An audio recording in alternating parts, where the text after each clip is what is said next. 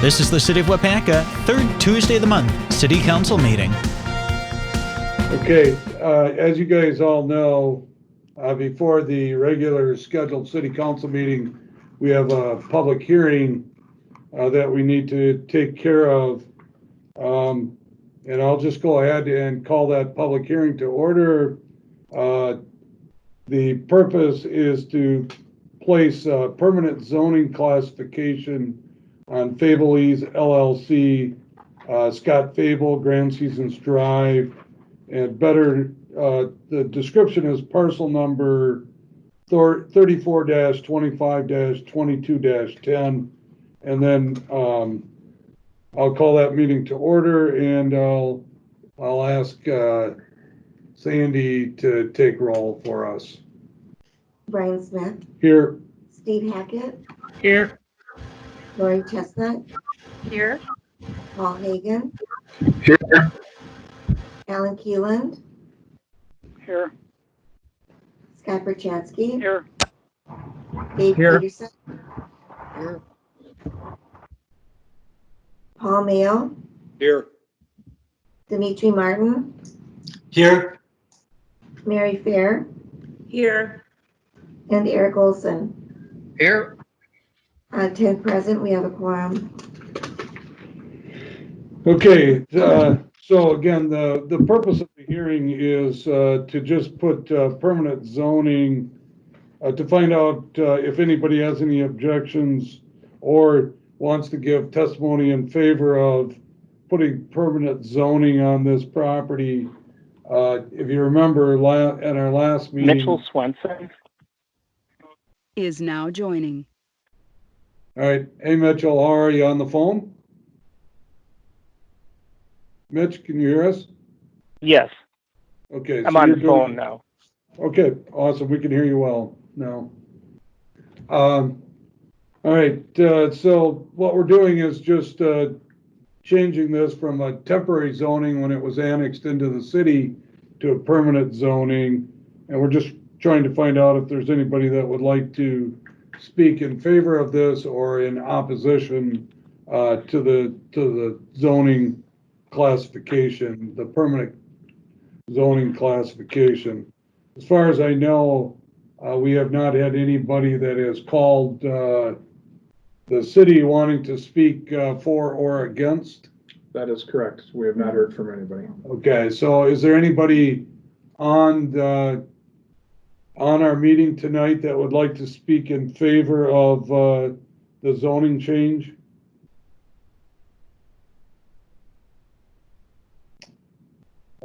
If not, we'll go on to, is there anybody that's on our Teams meeting tonight that would like to speak in opposition to the permanent zoning of this property? And before I close this meeting, I just want people to know that are watching this and you that are in this meeting that we actually are going to act on this tonight later in the city council meeting. So you'll see this again later in the meeting. All right, so I'll declare this public hearing closed at 6:16 p.m.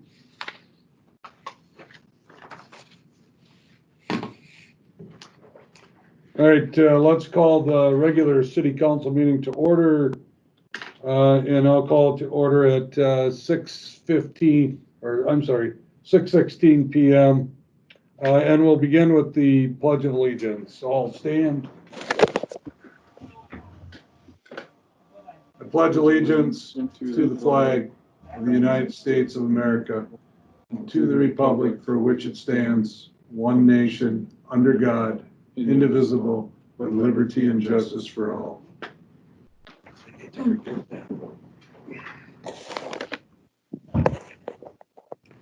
All right, now I'll ask Sandy to read the clerk's open meeting statement for us.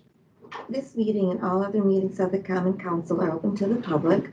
Proper notice has been posted and given to the media in accordance with Wisconsin state statutes, so the citizens may be aware of the time, place, and agenda of this meeting. And I know we just took roll, but that was for a separate meeting, so I'm going to ask Sandy again to take roll. Brian Smith, Here. Steve Hackett, Here. Lori Chestnut, Here. Paul Hagan, Here. Alan Keelan, Here. Scott Perchatsky, Here. Dave Peterson, Here. Paul Mayo, Here. Dimitri Martin, Here. Mary Fair, Here. and Eric Olson. Here. 10 present, we have a quorum. So I didn't have an opportunity to talk to Sandy or Aaron today about this, but when there are votes that do not require a roll call vote, I'm going to see if we can't just do it. So basically, if it's a non-roll call vote, I'll ask you in advance if you plan on abstaining or if you're going to vote no. And if that's the case, then please, after the motion and the second, I'll ask you if you want to abstain or if you're planning on voting no. If not, we'll go on and we'll vote for that motion. And that's only if it's a normal vote. There are a number of roll call votes that we will have to approve tonight anyways, and we'll do the roll call on that. Does anybody have an objection to that? Okay, let's go to the consent agenda. You have a page full of items on the consent agenda. Mitchell Swenson. Is now exiting. Okay, see you, Mitch. So you have a number of items on the consent agenda. These will be all voted on with one motion, unless you would like to see one of these items or some of these items move from the consent agenda to the regular agenda, and then we would act on those separately. Anybody that would like to see anything on the consent agenda moved? If not, we'd be looking for a motion to approve the consent agenda as printed. Move to approve the consent agenda as printed. And this is Lori. Thank you, Lori. Motion by Lori Chestnut. Second, Fair. Second. Is that Mary? Yes. Second by Mary Fair, that we approve the consent agenda as printed. This is anybody that wants to Is abstain now or vote joining. no? All right, you all set to vote? All in favor signify by saying aye. Aye. Aye. All right, motion carries. All right, we have a regular agenda. There are no additional items, and I think we're going to just keep the order that's on there. So we would need a motion to approve the regular agenda. Olson to approve. Second, Hackett. Motion by Olson, second by Hackett, that we approve the regular agenda as printed. Discussion? Okay. Anybody that wants to abstain or vote no? All in favor signify by saying aye. Aye. Aye. Motion carries. All right, under non-agenda items and announcements, we have a thank you note from the family of Marilyn Montgomery. That is Russ Montgomery, our maintenance person at City Hall and Police Department. His mother has passed away, and he's just thanking us for sending a card. And that's just for informational purposes. Next, we have our first annual presentation of the Parks and Recreation Department annual report. And Oh, so how we can do that? Andrew, are you prepared? Yeah, are we doing that first or I didn't know if we were doing the input from all the department heads. I can go right now if you're ready. Either way. Well, yeah, why don't you go, Andrew? I'm not very going out of order here, so this is the order Sandy has. So. Do you need to take control here? Yes. Okay.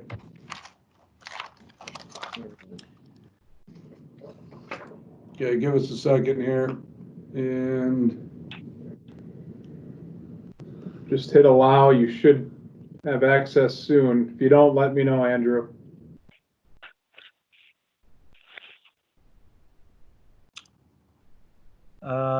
Yep.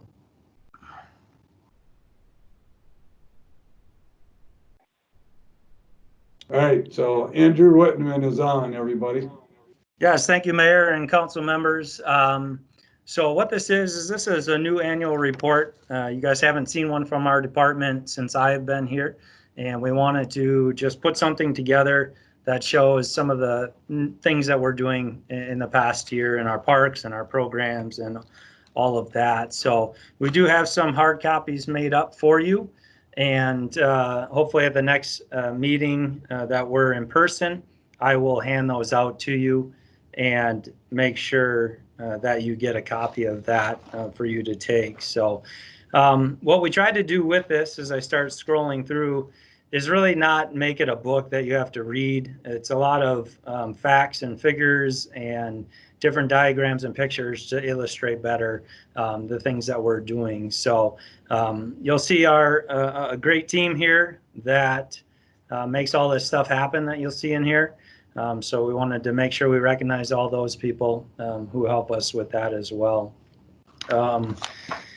Starting off with the introduction, again, we're just trying to highlight the interesting facts and figures from the department the last year. You can see our mission statement, which drives all of our decisions, and our vision statement of what we want to create in our community.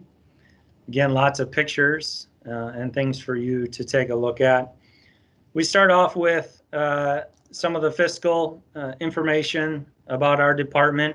You can see last year in 2019, we had $270,000 of revenue. We tried to break that down for you to show where that revenue is coming from in this diagram here.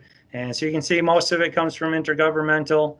And then next on the list would be youth program fees. And then we get into our,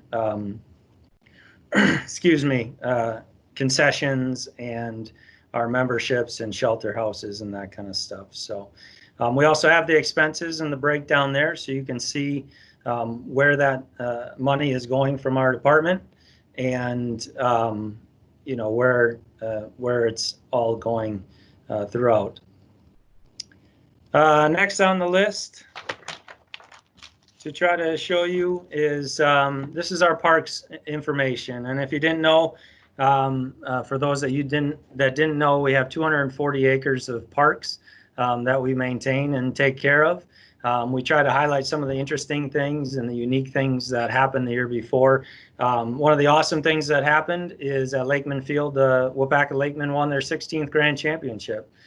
So if you weren't aware of that, that's something that happened in one of our parks, and we're very proud of them and the work that they put into that park and the different things that happened there. Also very proud of the new scoreboard. If you haven't seen that yet, again, I've talked about that in the past.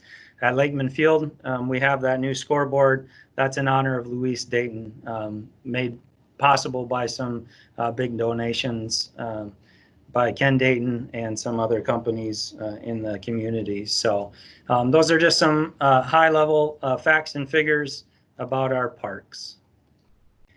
We get into some numbers, again, just trying to illustrate and show you the different things that we're doing out there. You can see there's things that we do in the winter and in the summer, and this is just a good representation of how hard our crews work, both our full-time and our parks crew in the summer. You can see our parks crew on the 2 mowers that we use specifically in the parks.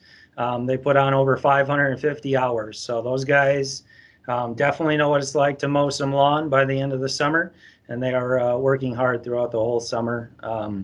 You can also see that it's not just summer. We do have stuff in the winter, and we do groom some trails out at Swan Park. So we're trying to create opportunities for the community to be active and be social throughout the whole year. Now, this year obviously is a little bit different, but as we get back to it, we will try to do the best that we can with that. So that's some interesting facts about our parks. You can see our 14 parks facilities that we have on the next page to just highlight those and tell people where those are to be able to use them. And then we get into some of our accomplishments in 2019. As you can see, there was a few things that we did. And the thing I want to point out here is that all these happened with help from the community and partnerships with the community. And that's very important to us, and we get a lot of things done because of that. So you remember we did the large and small raft at South Park Beach. We got help from Friends of Waupaca Parks on those. The kayak launch comes from donation money that was put forth to Upper South Park project and still is there to use on projects around that area. Riverside Park, the shoreline restoration project, we worked in conjunction with the DNR, but we also worked with Falks Brothers to get some materials down there, and they helped us with that. And then, of course, the boys baseball and girls softball board do a lot for us at Swan Park. So everything that we're doing, we're working with community members and getting things accomplished that way.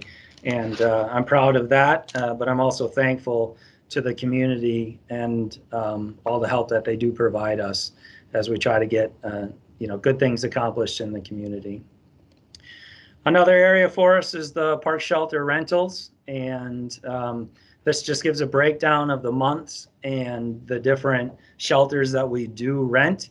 You can see our most popular ones are Upper South Park Shelter, Lower South Park Shelter, and Brainerd's Bridge. Though Riverside Park does get busy, especially in June. Those are a lot of graduation parties that we host down there. So shelters are very busy. Every weekend is almost full. I know there's different parties at every shelter as we go through. There's weddings, graduation parties, family reunions, and a lot of recognition things as well. Some of the Swan Park ones out at Swan Park are big community events. So you're looking at Waupaca Foundry events, fire department events, and things like that. So you can see a lot of different activities going on. Then we just have some pictures of the different shelters that we do rent out to show what you get when you get to rent those. Getting into community partnerships, I touched on this a little bit before of the different things that we get to support and work with. And these are just some of those, including the triathlon, Fall-O-Rama, and a lot of tournaments out at Swan Park. And then we have our big community events that we highlight each year as well. And the big new ones here are some of these ones like the Princess Dancing at the Mother-Daughter Princess Ball. Those are put on by our youth center staff, and they try to do a couple of those each year that really tries to get community families together and have them, kind of a night away where they get to do some special things. So we'll continue doing that in the future as well. This is just some information on those events that Cassandra wrote up. She's takes a lot of the charge in making those programs and having them happen. So recreation, here's some recreation by the numbers. You can see our total numbers last year were 1,614 participations, not participants, but participations in our programs. That's an increase of 157 from the year before. So I wanted to make sure we highlighted that, and then some other neat facts and figures there for you. And then this is just a breakdown of those numbers. You can see our big three here. Youth soccer, 367 participants last year. Little League and youth softball together is the next major program, and then we have a lot of other sports programs. And this doesn't include some of our other programs like playground program, after summer school program that we work with the school on, and then swimming lessons as far as numbers are concerned as well. You can see some adult numbers on there to take a look at. And then we just have some pictures, some goofy pictures. Senior Center as well. Just want to point out some of the did you know facts here. Some of those would be in our 4 busiest month, the average sign-ins. So our seniors sign in through ActiveNet every time that they come in the building. We had 1,043 on average those 4 busiest months. So a lot of people coming in and out of that senior center. Throughout the whole year, there was 9,315 check-ins, and that's from 659 members coming to 54 unique programs that they offer throughout the year. So that's a lot of programs for a few staff members, and they do a great job with that. This page highlights how much they give back to the community and the volunteerism and the hours that they put in. So that's definitely an important part of our community and what they do. You can take a look there. You may see past councilman Chuck Whitman, now a member of the senior center back there. If you want to take a look there, had to throw him in a picture. And then the cemetery, to close up here quickly, we do have one quote unquote famous person in our cemetery, past U.S. congressman. So that's an interesting fact that we dug up, no pun intended, from the cemetery. And so there's a little information there on him. And then we figured out that our oldest stone in the cemetery is from 1852. I'm not sure if that was the original year of the cemetery. We were not able to find that, but that is the oldest stone. And then you can see some of the other numbers from the cemetery. So this is just a starting point. We will continue to make this better each year. We will continue to bring this forward, and I'll have people from Park Board presented in the future. I just wanted to kind of bring this forward, show you what we're working on, and show you all the interesting things we did last year. And I'll definitely get you guys copies when we get back in person. We're good. All right, Andrew, thank you. You know, for the first one, it's awesome. I mean, a lot of good things in there. Appreciate it. Look forward to seeing what it's going to look like in the future. You know, I don't think our previous Parks and Rec director did nearly as good a job as you did on this. Oh man, I'm not sure if the previous Park and Rec director ever did one. So you know what, guys? I'll cut in here. a lot of the credit, you know, honestly, Mayor, a lot of credit goes to the department. Everyone from the department, including Josh Casey, everyone had a hand in making this, and so you know, it really gets all the different things. But if anybody has comments as far as what they would like to see added to it or questions that weren't answered, please let me know at some point, and we'll consider putting those in next year. Andrew, I meant to tell you this today. I stopped by the rec center yesterday, and a printed version was laying on the desk, and I was able to look through it. I thought it was very well done. I thought the big graphics were awesome. I thought there was interesting stuff in there, readable, eye-catching. So very nice job to you and your staff. I thought it was great. Thank you. Anybody else that's on this meeting tonight, council members or staff, that would like to weigh in or ask questions? Nice job. Yeah, kudos to you and your staff, Andrew. Very well done. Thank you. All right, let's move on then. This is our community department head reports, and we're going to start with the community report first, and that's why Terry Schultz and Mitch Swinson are on. So Terry, we'll let you take over. Actually, I'm going to let Mitch take over.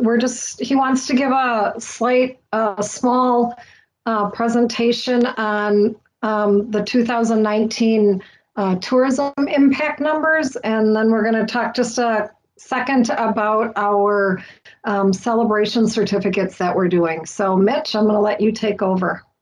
Does he have, does Mitch have something to share? Our program, or? Unfortunately, my internet keeps dropping on me, so I'm going to have to just talk it through here. Yeah, you probably should move to Waupaca.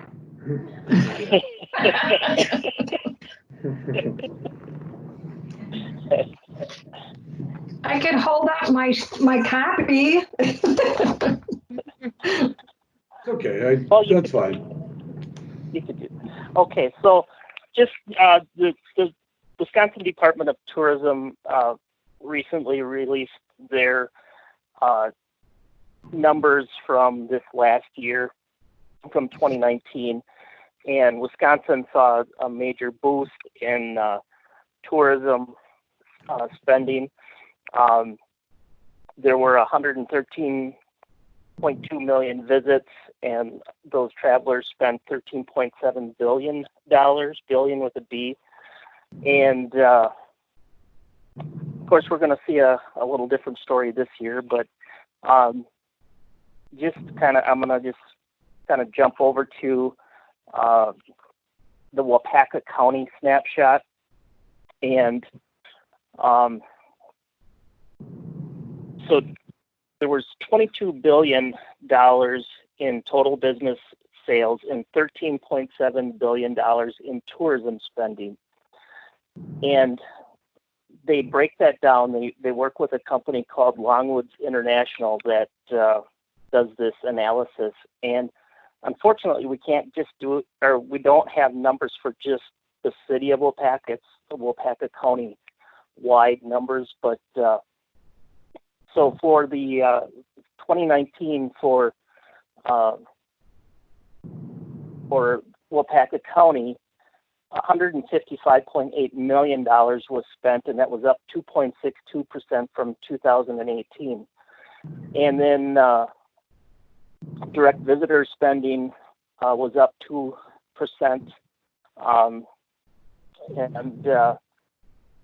So that total was 99.1 million of the 13.7 billion statewide. So 99.1 million was spent in Waupaca County by direct visitor spending. And then jobs-wise, there's 1,331 jobs with a total personal income of 26.2 million that are supported by visitors in Waupaca County in the year 2019. And statewide, there's 202,000 tourism-related jobs. And then tax revenue, visitors to Waupaca County generated $11.1 million in state and local taxes during 2019. So statewide, that impact, if it wasn't for the tourism industry, each individual would have to come up with another $687 to cover what the tourism brings into our state. So just moving on, but it's just been, encouraging that we've seen this steady increase year after year. And they figure that for every dollar that is spent in tourism advertising, there's a return of $8. So it's a really good turnaround in terms of what is spent on tourism advertising dollars. So I guess moving off from that topic. Can I just interject a second? Oh, sure. Mitch, if that's okay. Yep. Many years ago, we were able to actually do the Waupaca area, and the state would allow you to do a special survey, and we got actual numbers on just our area. We know that a large part of what is brought into Waupaca County comes from the Waupaca area. So when you're hearing those numbers, I would say that at least a little over half of that comes in directly to the Waupaca area. So obviously tourism is makes a huge impact in our area. Okay. Yeah, definitely. Then the other topic we were just going to touch on is during this COVID-19 pandemic, our chamber and CBB office has been working on trying to get information out to community members and business members. We established an informational COVID-19 page on our chamber website We continue to update that information for the businesses in the community. Our staff sends out emails, and as we become aware of new information, we continued to monitor the status of restaurants and bars that were providing takeout food and share that information through our Facebook and email and website avenues.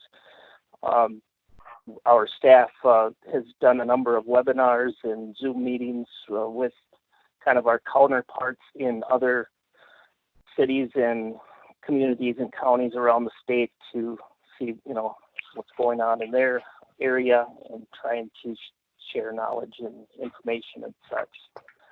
And with that, I'm going to turn it back to Terry about a program we're starting. So we thought it would be nice to help our community kind of get a kickstart back for our businesses following the opening of our businesses. And so we put together a program called Celebration Certificates. They're very similar to the Chamber gift certificate program that we've had for many, many years. However, this will be a little bit different. These certificates can be purchased and used at any business in the greater Waupaca Channel Lakes area. They'll all be $10 certificates. They're bright yellow. And what we're going to do is we've raised just over $14,000, $14,150. My goal was to raise $15,000, so I'm almost there. So what we're going to do is we're going to sell you $10 for $5. And so what that means is that the certificates will be a $30,000 impact to our economy. And we want all of the certificates sold in 4 months and used within 4 months. So we're hoping by the end of September, all of them will be out in our community and being used at businesses. And the real economic impact will be about $210,000 within that 4-month period. So we're very excited about the program. We want to thank the city for partnering with us and helping support that program. And we'll start selling them hopefully on Tuesday, the day after Memorial Day.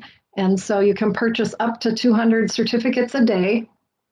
I should say $200 worth of certificates a day. So $100 gets you $200. What better deal is that? It's kind of like free money. So we're hoping that people will jump on the bandwagon and come in and purchase certificates and then use them in our community to help boost our economy. So we're real excited about that. And again, that starts on Tuesday of next week. And the presentation that Mitch was talking about, we'd be happy to ship it over to Aaron and maybe he can email it out to everyone tomorrow morning so that you have an idea of what we're talking about. And then I think the last thing that we just wanted to mention, Mitch, did you want to talk about the Blues Festival or just it was informational? Yes. Sure. We were just going to say, we know that summer events are canceled, but we are planning for the 9th annual Channel Lakes Blues Festival. That'll be October 2nd and 3rd at the Indian Crossing Casino. We've got our 6 bands lined up for that. So we're looking forward to getting back into the event mode this fall, and hopefully things are better all around for us on a tourism level. And we'd also like to thank the opportunity for letting us to share our information with you. And I apologize for my technical difficulties on my end. No problem. Terry, Mitch, thank you very much. Appreciate the update. We'll look forward to seeing those checks or the use of that money out in our community.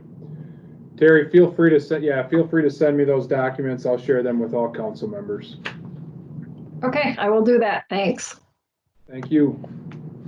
All right, let's move on to department head reports then, and we're going to start with Sandy. Thank you, Mayor Smith. After the mayor makes his appointments at the annual organization meeting held in April, every year my department is tasked with updating the city's history book and also updating the city directory. And when the directory is completed, it'll also be placed on the city website for viewing. And also, this is a busy time with licenses being issued. All of the liquor licenses as well as the bartender licenses are due on June 30th. So you will see license reports back again on the council agendas. And basically that's all I have. Thank you. All right, any questions or comments for Sandy? Peterson has one. Go ahead, Dave. You just brought up the licensing. I haven't heard any follow-up on the Club 22 license. Is there any? Yeah. Dave, we do have that in our possession. Hey, thank you. Yep. Okay, anybody else? All right, so as I picture us in the council chambers, I'm gonna start over to the left. So Kathy, you're up. Good evening. My report starts on page 6. We've been still working on all of the changes that the federal government does present us with the COVID legislation, so we keep on top of that. We've placed ads in the several state newspapers for the deputy treasurer's position, and we have done a first round of interviews virtually this week or last week, and so we're continuing on with the process and going forward. We've had some very good candidates this first round, so I'm hopeful going forward. We're going to continue to work with Baird on the TID projects and the debt issuance, finish up the 2019 financial statements, and hopefully before the end of June, move on to 2020 and get everything up to date. Just a side note, if you've looked at our investment report, the market has totally changed, and we're back to about the same rates that we were at the beginning of last year and in 2018 that we had for a long time. So we're pretty liquid right now as far as investments, and I'm just waiting to see when there's a change in the market to go out longer term. But right now we're just going to stay short term and ride this out. Otherwise, I don't have anything else. All right, thanks, Kathy. Any questions or comments for Kathy? All right, let's go to the library. Peg? Good evening, everyone. I have had the pleasure in the last 2 weeks of orienting 2 new board members. So our new youth on board is Karen Morrissey, and then Joyce Boyer is the new representative from the Board of Supervisors at the county level. So we're very happy to have our 2 new board members. We are still looking for 1 more appointment. So there's still a vacant position. We are in our 4th year or 4th consecutive week of curbside service at the library. We get 40 to 50 cars a day that are ready for those items to be checked out and delivered to their vehicles. Is now exiting. And it is a labor intensive. If you think about everything that a patron would go out and find, now the staff is going out to find those things for the library patrons. But we're very happy to be able to provide that service, and it is a no contact service with our library patrons. We're also engaging on Facebook and on our website. We are preparing for an entirely virtual summer learning program. We will be using an online tracking of books, and our goal is to celebrate the community reading a number of books. So we read 5,000 is kind of our theme and our goal for everybody to work together to read lots of books this summer. We are starting to think about our next level of service and getting some safety things in place for that. And that's about all I have for tonight. Any questions or comments for Peg?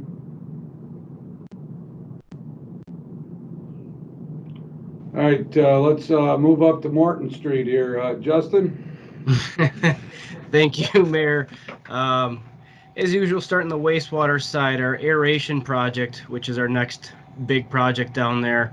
DNR has finally completed the review, so we'll be moving into getting some prices together and hopefully bringing this back to council in the near future here. Disinfection season has started, so that's a process per our DNR permit. We need to start on May 1. We'll go through into the fall. Josh Werner helped us install a couple new security cameras, which has really helped out, has helped clarify and increase security at the site there between the street department and the wastewater plant. The new street sweeper has been delivered. It's passed the inspection by our mechanic, Jake Waller. It's been pretty much used nearly every day now. And the old sweeper we are going to be putting up on Wisconsin Surplus pretty soon here. The recycling center down at Lakeside Parkway has been very busy still. We imagine a lot of people are doing a lot of spring cleaning, staying home and getting their yards cleaned up, which is good to see. Site attendant will be there at the usual hours. He will be wearing a mask, and then we are asking all the residents to sort their own recyclables and help adhere to the distancing that we're trying to accomplish during this pandemic period. Main Street, we're having our plans should be at 90% pretty soon. It's just a milestone where that needs to be submitted to DOT on June 1st for another review. And the 60% plan, which I mentioned a number of times, which was basically the meat and potatoes of the plan, the 90% plan basically adds a bunch of the aesthetics to it, like landscaping and lighting. And so those things will be going to DOT here shortly for a review. And we're getting near the end here for Main Street as far as the plan, and construction is right around the corner. Aaron Jensen and I are planning one more public meeting in early June. It's going to be virtual, and we're going to be advertising that pretty soon. We're shooting for the first week of June to do a virtual public informational meeting, one more for Main Street. Granite Street, the contracts are being circulated. We have a pre-construction meeting set up for the end of the month on May 29th. That's us, the city, sitting down with the contractors and hashing out how this project's going to be completed. Once that's over, I'll have a lot more information to share with everyone, including the residents out there. +17159422139. Schedule and how it's going to be now built. Exiting. Go ahead. Moving on to the water department, we finally received the report for the nitrate study that started way back in 2016. That was cooperation with the city, DNR, and State Geological Society. That was received to us today, so we're reviewing that as well. It's under review, and we're looking forward to having this as a helpful tool to maintain our groundwater quality throughout the system. Our new water guy started on May 11th, Jeff Summers. I've received a couple positive comments from a few guys on the crew, so he's fitting in real well, getting his hands dirty and getting his feet wet. Water department is taking advantage of the low traffic and some of the downtime with finding some leaks. We've been doing some digs and patching some holes within our system and getting that patched up. And finally, Russ has been working really hard, adapting with all the changes that have happened with the pandemic and the coronavirus to keep the cleaning staff scheduled. We're changing our protocols, adjusting as needed, and as staff is returning back to work and hopefully in the future opening up to the public, we are ready for that and making good strides and making sure that everyone will be safe when that occurs. That's it, Mayor. Thank you, Justin. Any questions or comments for Justin? All right, let's move on. Andrew, you have some additional things you want to tell us?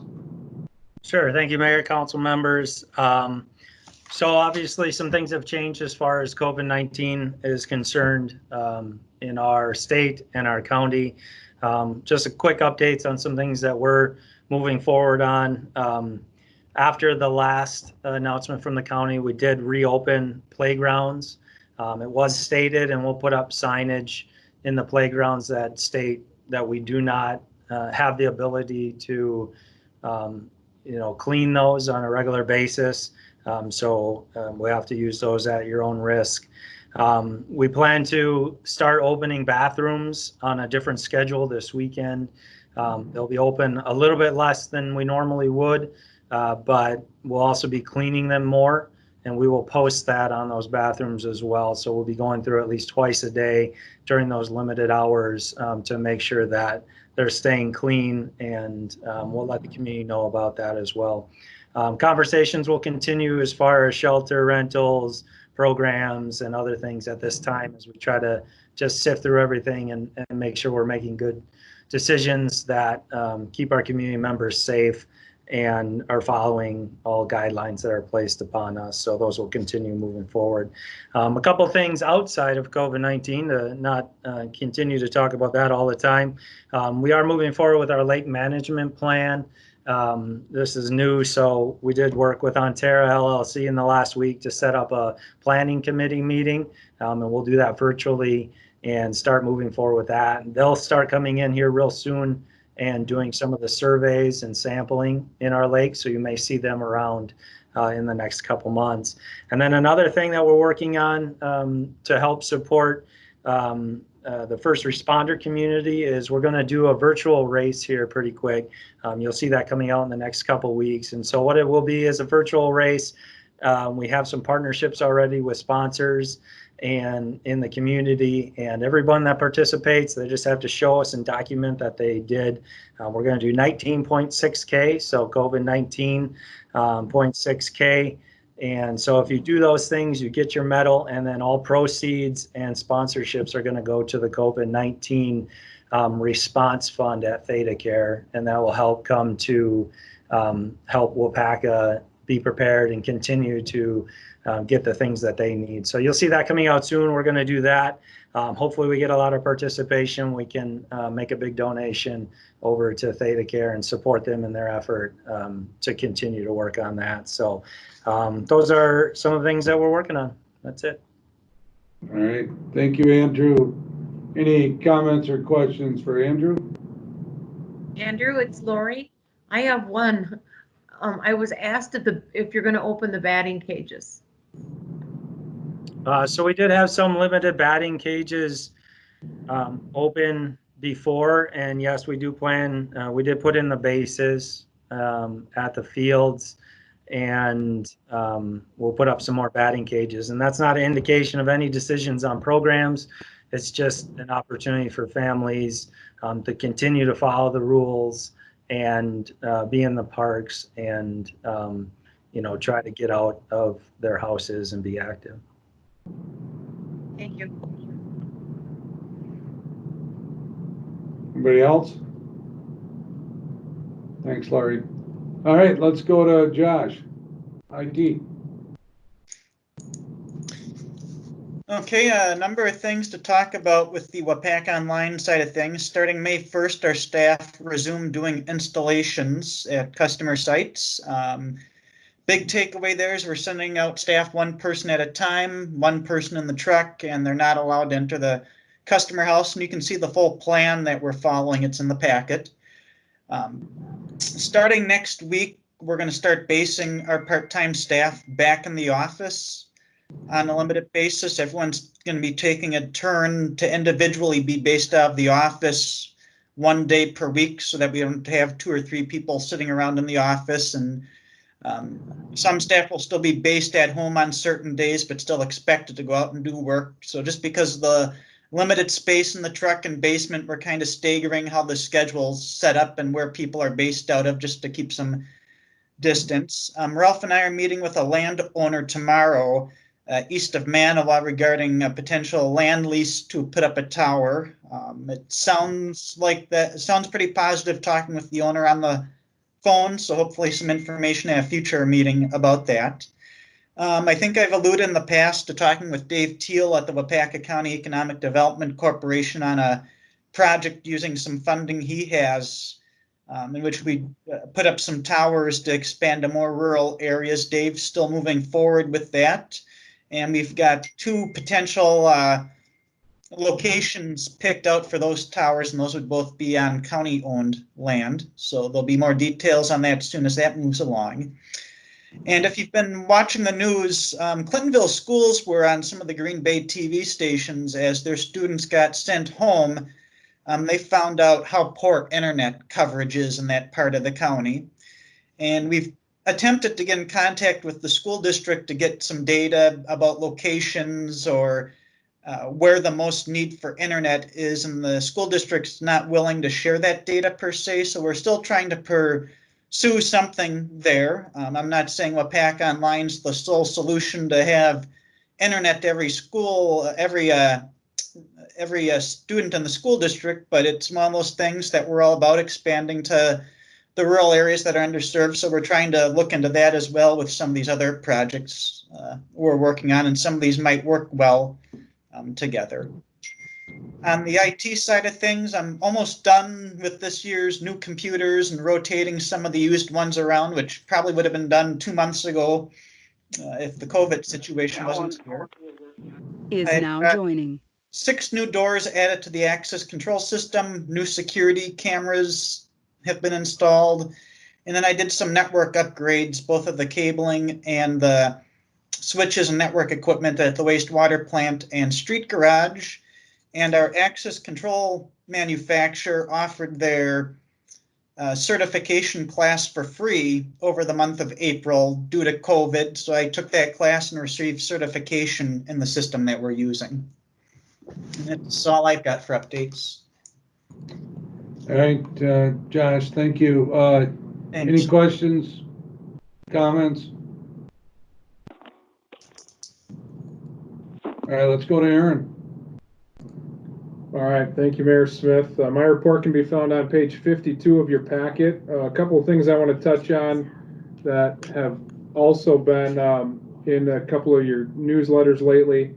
So on May 5th, we were able to communicate with employees, full-time employees, a plan to phase those full-time employees who are working remotely back into the workplace. And you'll see the week of May 11th, we had people come in a minimum of 2 days a week.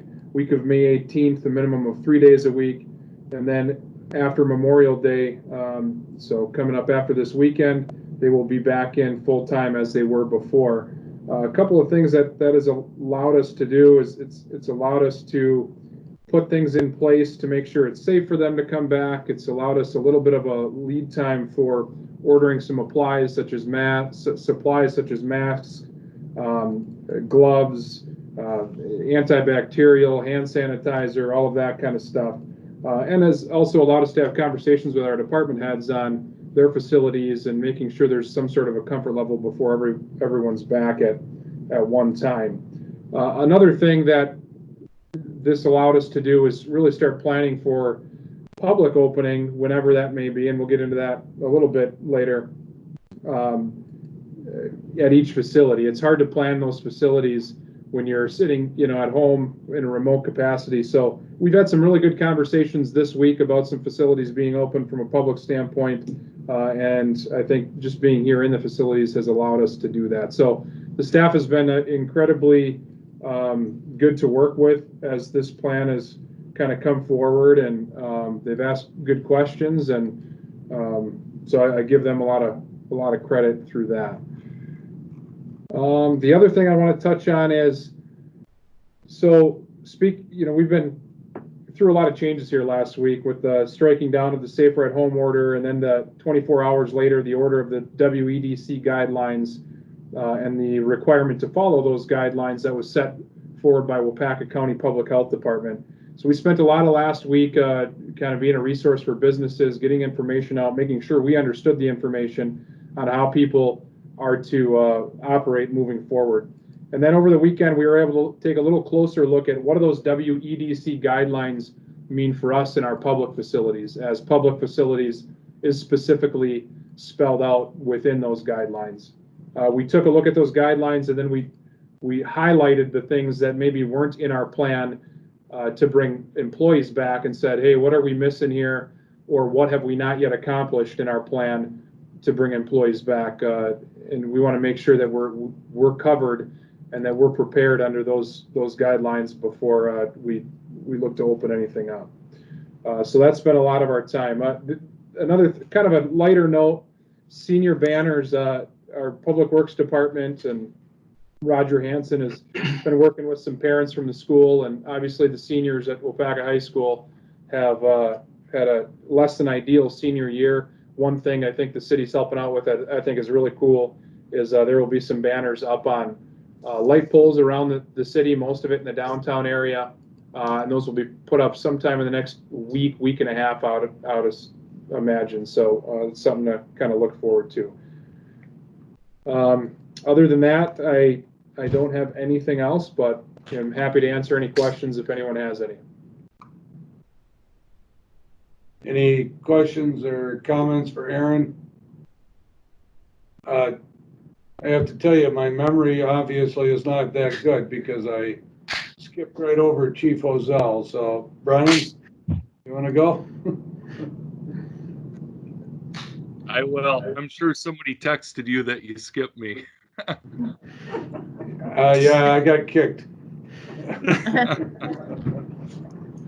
All right. We met with the police commission virtually on May 12th.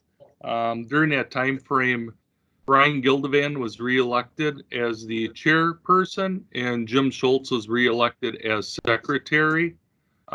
We had some discussion of going over our budget. One of the things that has happened is for cleaning for our building station, we're at 89.53% right now for cleaning personnel, and that's because of the COVID-19 and with us being open every day, cleaning personnel have been coming in twice a day, and they've been wiping the door handles and wiping the railings. They've just been really doing an excellent job. That was the only area of concern that we had with our budget. The other things that we did is we picked up one of our first new squad car that we had done. We plan on putting that hopefully in service this week. We're just putting some final touches on it, and we'll be getting our second one hopefully at the end of the week. So should see 2 brand new cars out on the street hopefully next week. One of the other things that we've been doing is we've noticed that the traffic has been picking up in the community, and we've gotten some complaints over in the Jefferson Street area, specifically behind City Hall and that whole Jefferson Street. So what we did is we put the speed board up there beginning March 29th, and we ran some data through April 4th. And I was mildly shocked at the actual numbers of vehicles that went through there each day. It averaged out to 482.3 vehicles. And that's just going one way. That's not going both ways. It's just going one way. And there was a total of 3,376 vehicles during this period. As you all know, the speed limit on Jefferson Street is 25 miles per hour.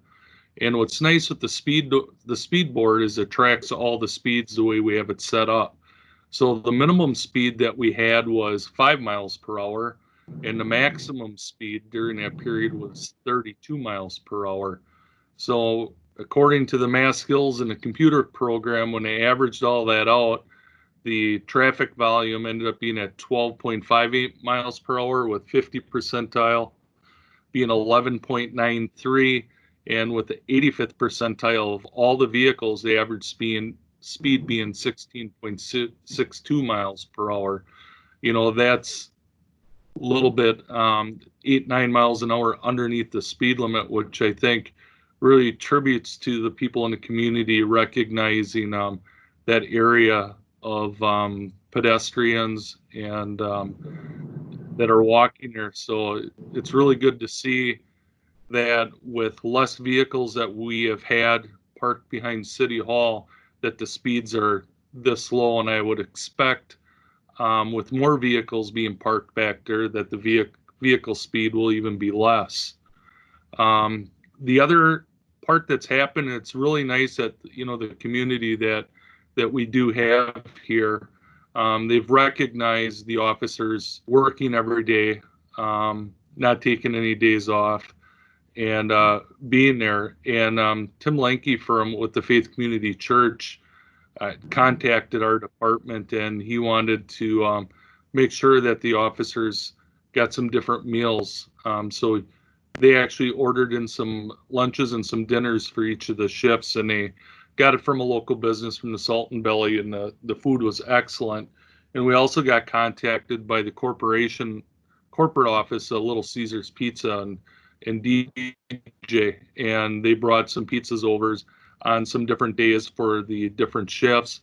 And then lastly, one of our officers, his parents, Stephen Scher and Zuby, who've always been great supporters of the community, bought each of the officers a Subway card so they could go to Subway and they could get either lunch or dinner while they're working. The other thing, obviously, it's been challenging for all of us is, you know, meeting virtually.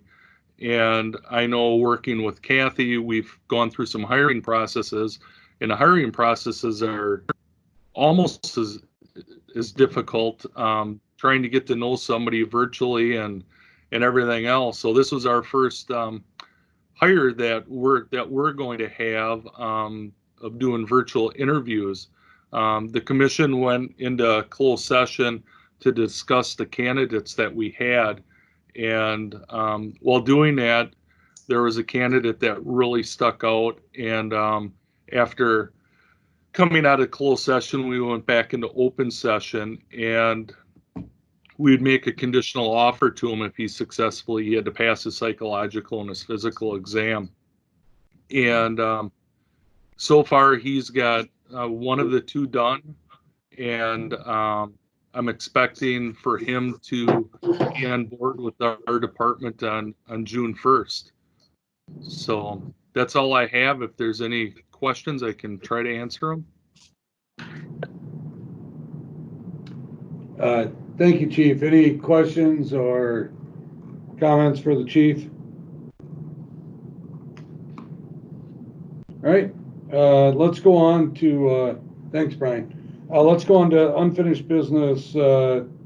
This has to do with resolution number 1457, 2020, and it has to do with the sidewalk improvements, which are on Granite Street this year. Justin? Yes, thank you, Mayor. So this is the final resolution.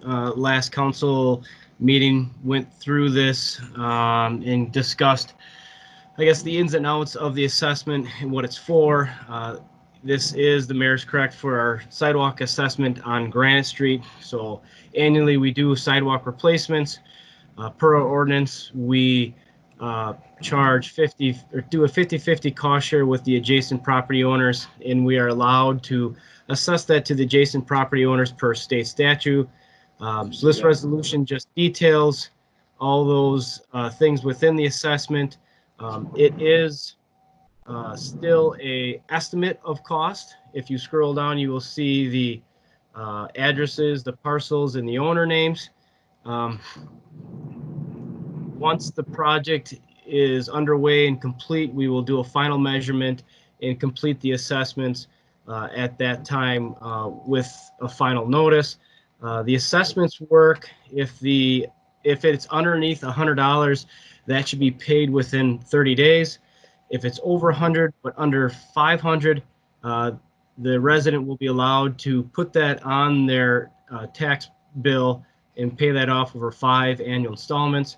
If it's over 500, then they are allowed to do up to 8 annual installments, and it also bears interest at that along with it as well. So finally, this is the final resolution to allow the city to do the sidewalk assessments, and this year it's along the Granite Street project. All right, so what we're looking for here is for the council to approve of this resolution so we can move forward with doing this project and also being able to assess the property owners for these sidewalks. I make a motion we approve. Second. We have a motion by Hackett, second by Martin. All right? Yep. Okay, thank you. To approve resolution number 1457, 2020. This is a final resolution authorizing sidewalk improvements and levying special assessments against benefit property and report on proposed special assessments for public improvements against properties located in the city of Waupaca. Any discussion? This is a roll call vote, so Sandy will call the roll. Steve Hackett, Aye. Lori Chestnut, Aye. Paul Hagan, Aye. Alan Keeland, Aye. Scott Perchansky, Aye. Dave Peterson, Aye. Paul Mayo, Aye. Dimitri Martin, Aye. Mary Fair, Aye. and Eric Olson. Aye. 10 ayes, motion carried.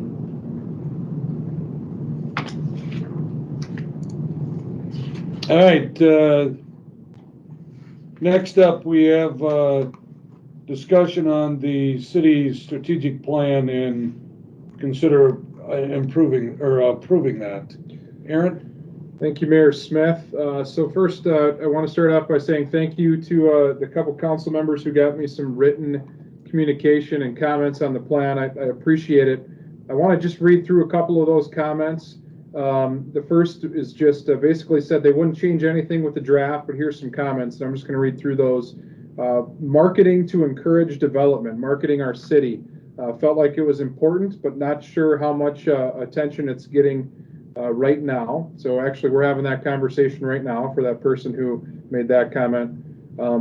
Improving signage for all routes throughout the city was a comment. Need for that. Paperless. This is something I'll talk about in a little bit. Make sure to keep paper options available for those who don't have the ability to go online and do it. And then not a proponent of merit pay, more a proponent of unscripted employee recognition. Thinks that that's good. So that was some comments from a council member. Thank you very much for that.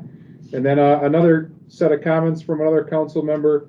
And there's actually going to be some changes, some very small changes I propose out of this. Respectful, under one of our value statements and the definition of it, we treat our community and our employees who serve our community. So the addition of who serve our community with respect. So I'm going to recommend that slight change to the definition of one of our values. Again, doesn't love the idea of losing the face-to-face communication by going all paperless. And then I guess out of that, and then there's a couple other comments. But out of that, I want to touch on, I guess I would recommend approving this draft with the change to that value statement for respectful, as well as a change on page 6. I'm going to go to it really quick.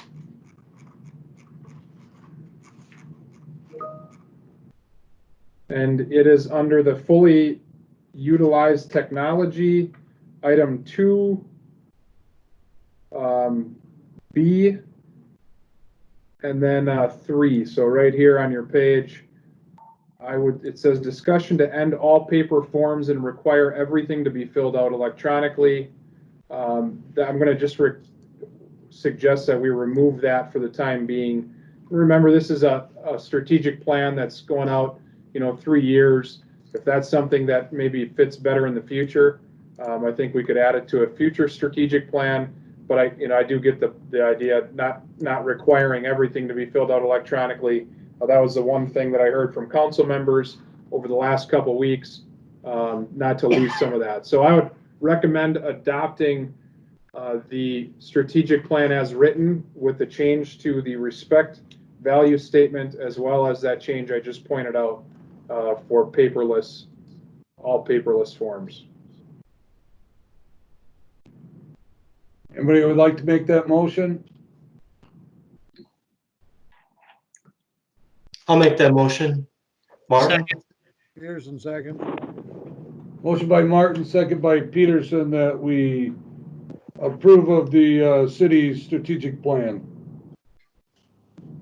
with those 2 changes. Any discussion?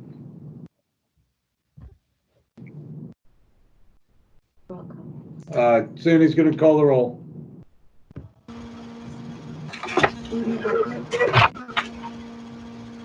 Steve Hackett. Aye. Lori Chestnut. Aye. Paul Hagan. Aye. Alan Keelan. Aye. Scott Perchatsky. Aye. Dave Peterson. Aye. Paul Mayo. Aye. Dimitri Martin. Aye. Mary Fair. Aye. And Eric Olson. Aye. 10 ayes, motion carried. Okay, next up then we have to discuss and maybe some action here also on the city facility status. I guess I'll turn it over to Aaron, and we'll see where we go from there.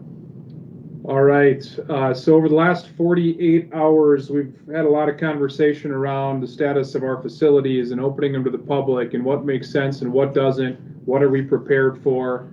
Are we meeting WEDC guidelines at this point?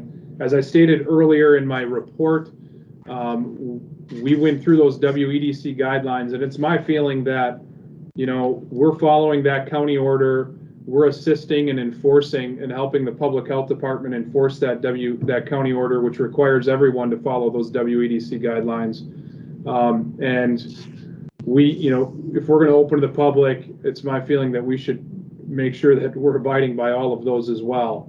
Right now, we are working towards that.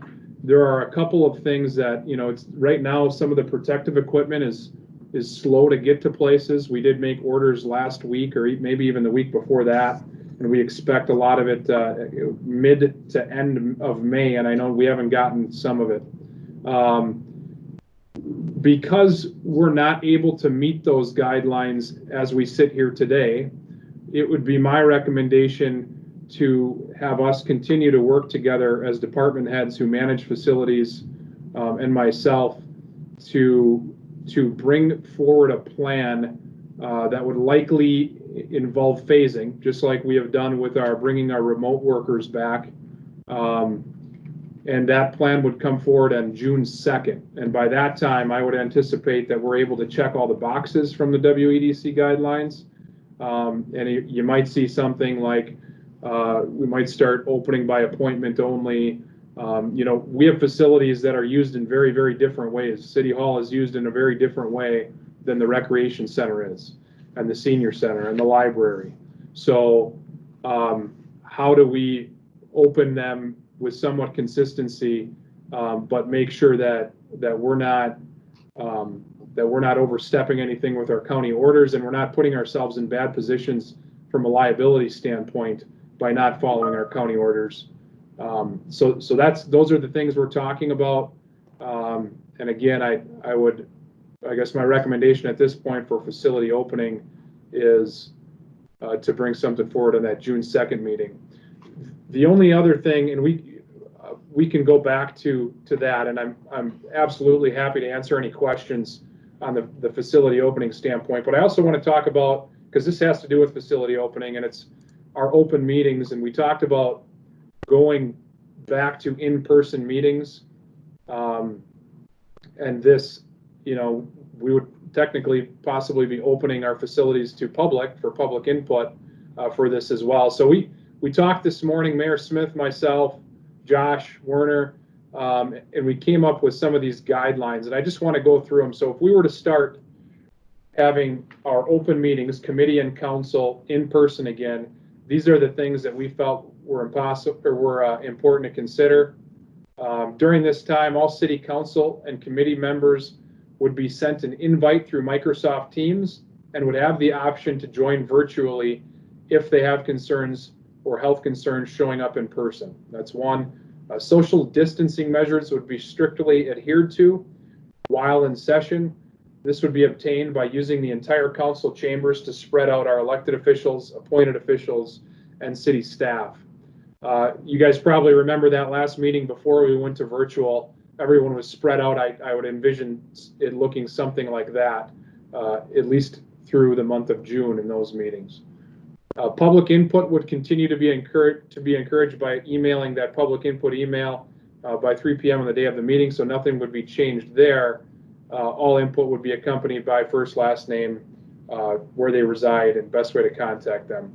The only thing that would change is we would add a component to where the public could schedule an appointment to come in, and we would set up kind of a overflow / waiting viewing room in library rooms A and B that they could come in. We would have one of the TVs that would be streaming it live on our Facebook page, and then there would be a laptop set up to where they could come up to the laptop and speak to the council and give public input at the appropriate time as Mayor Smith helped guide them through that in running the meeting. All meetings would continue to be broadcasted on 96.3 and the city's Facebook page, and that's all required for to meet our open meeting laws. Off-site committee meetings would have the opportunity to hold their meeting virtually or in the city council chambers. We think it's important to hold it, if you're going to do it physically, to do it in the council chambers at this time, as that is really the only place we are set up to do the live broadcast, to meet all of our open meetings laws. So anything that would be held in person during this time would be in the council chambers. Members of the media would be given a designated spot in the council chambers that would comply with social distancing standards. And then City Hall would be locked during this time, so we would have a staff member or someone up there at the door who would be there before the meeting, and then wait until approximately 10 minutes after the council meeting starts to allow people in to that viewing area that I talked about before. These guidelines that we're proposing would be in place through June 16th. The current Waupaca County Public Health Order goes until June 15th.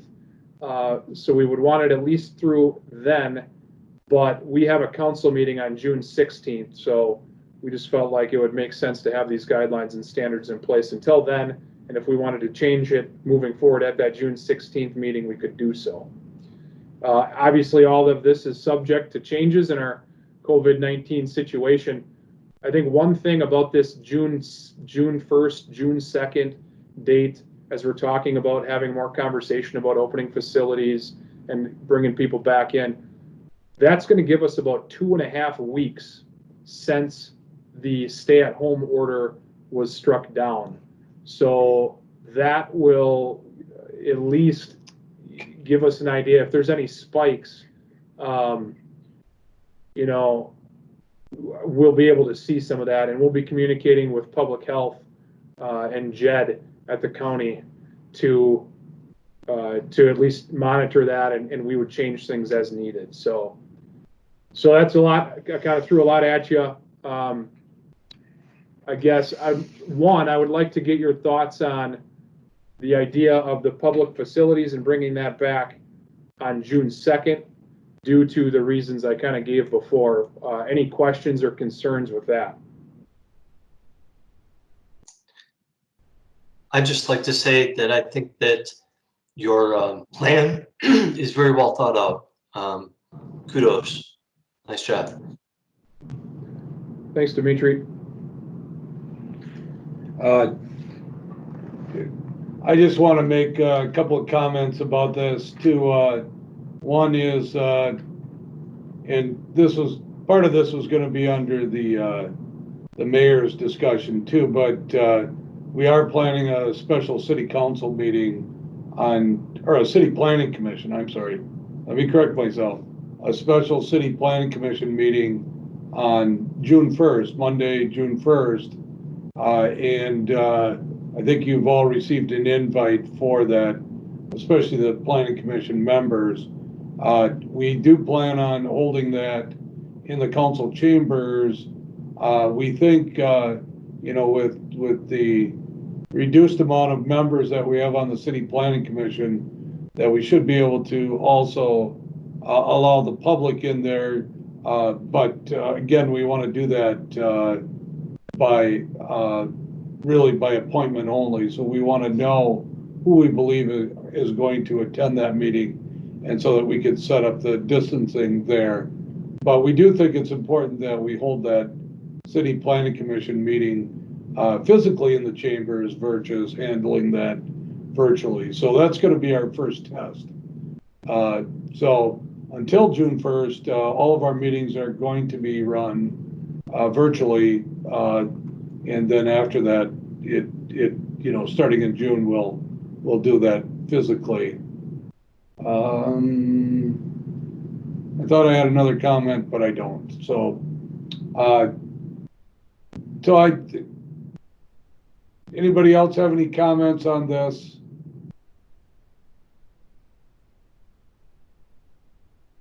Anybody? So, I don't know. Do we need a motion on this, or are we okay with council just understanding our plan moving forward? I have a comment, Mary Fair. Yeah, go ahead, Mary. Or a question, actually. So there's no mention of wearing masks in any of these documents. I know that it's a recommendation. I know that it's not a rule, but I'm wondering that we should be more proactive and require people to wear masks when they come into the chambers for meetings.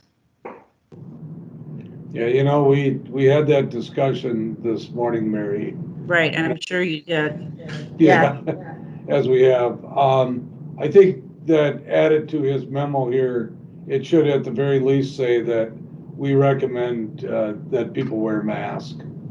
I don't think really at this time, Mary, we're at a position where we feel that requiring masks is something, at least that we didn't think we should be doing at this time. But I still believe that we should strongly recommend that people wear masks. And obviously, we recommend anybody that's not feeling well not attend the meetings and meet meet virtually if that's the case.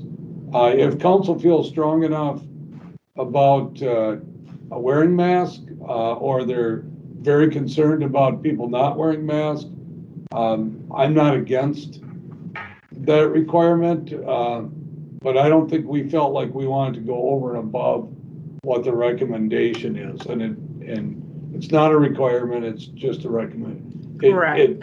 I don't want to say just, it's a recommendation. Right. So I guess I would like to know what other council members feel about that, because we should probably, if we're going to highly recommend wearing masks, then we should be wearing masks. At least the people that are at the meeting, who are on the council, people who are on that particular committee that's meeting. What the public does if they come is I can see where we can't require that, but. Okay, so why don't we do this? Unless somebody else wants to make a comment tonight. Why don't, go ahead, Dimitri. Yeah, I'd just like to second what Mary said. I think that the public takes some cues from us as city council members, and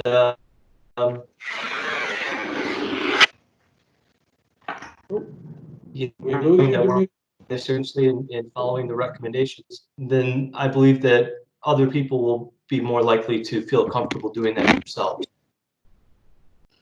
Yeah, we had that discussion too. Yeah, go ahead, Laurie. Okay, this is Lori. So, there's a lot of people that think that, we're adults and we should be able to make that decision if we want to wear a mask or not. I mean, I wear a mask. I have been in a couple of places that many didn't. So, but the comment to me has been on several occasions. Look at, I'm an adult and I can make a decision, and I understand the virus and I understand all this can go on, but they feel a little bit like they would like a decision in that too. Okay, thank you, Laurie. So I don't think that one does understand the virus if one thinks that they shouldn't wear a mask, because we are actually protecting other people by wearing a mask.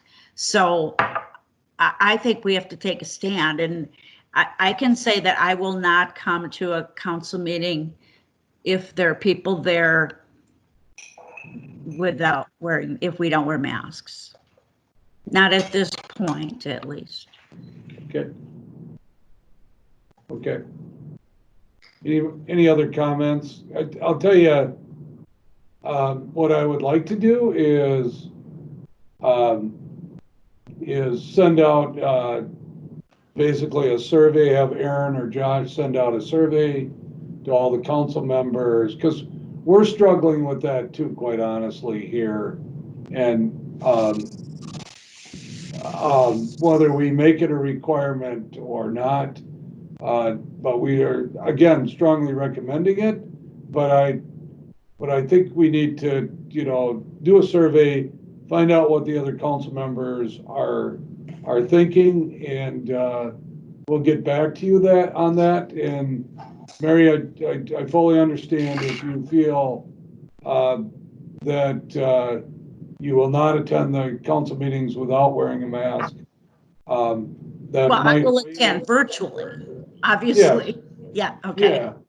Yeah. I mean, and as Aaron said, all of our meetings for the near future are always going to give you the opportunity to tune into the meetings virtually through the Microsoft Teams. And quite honestly, we don't know when we're going to stop that. We might continue that all summer. I mean, this is going through June 16th, but we've talked about giving people the ability to meet virtually for quite some time.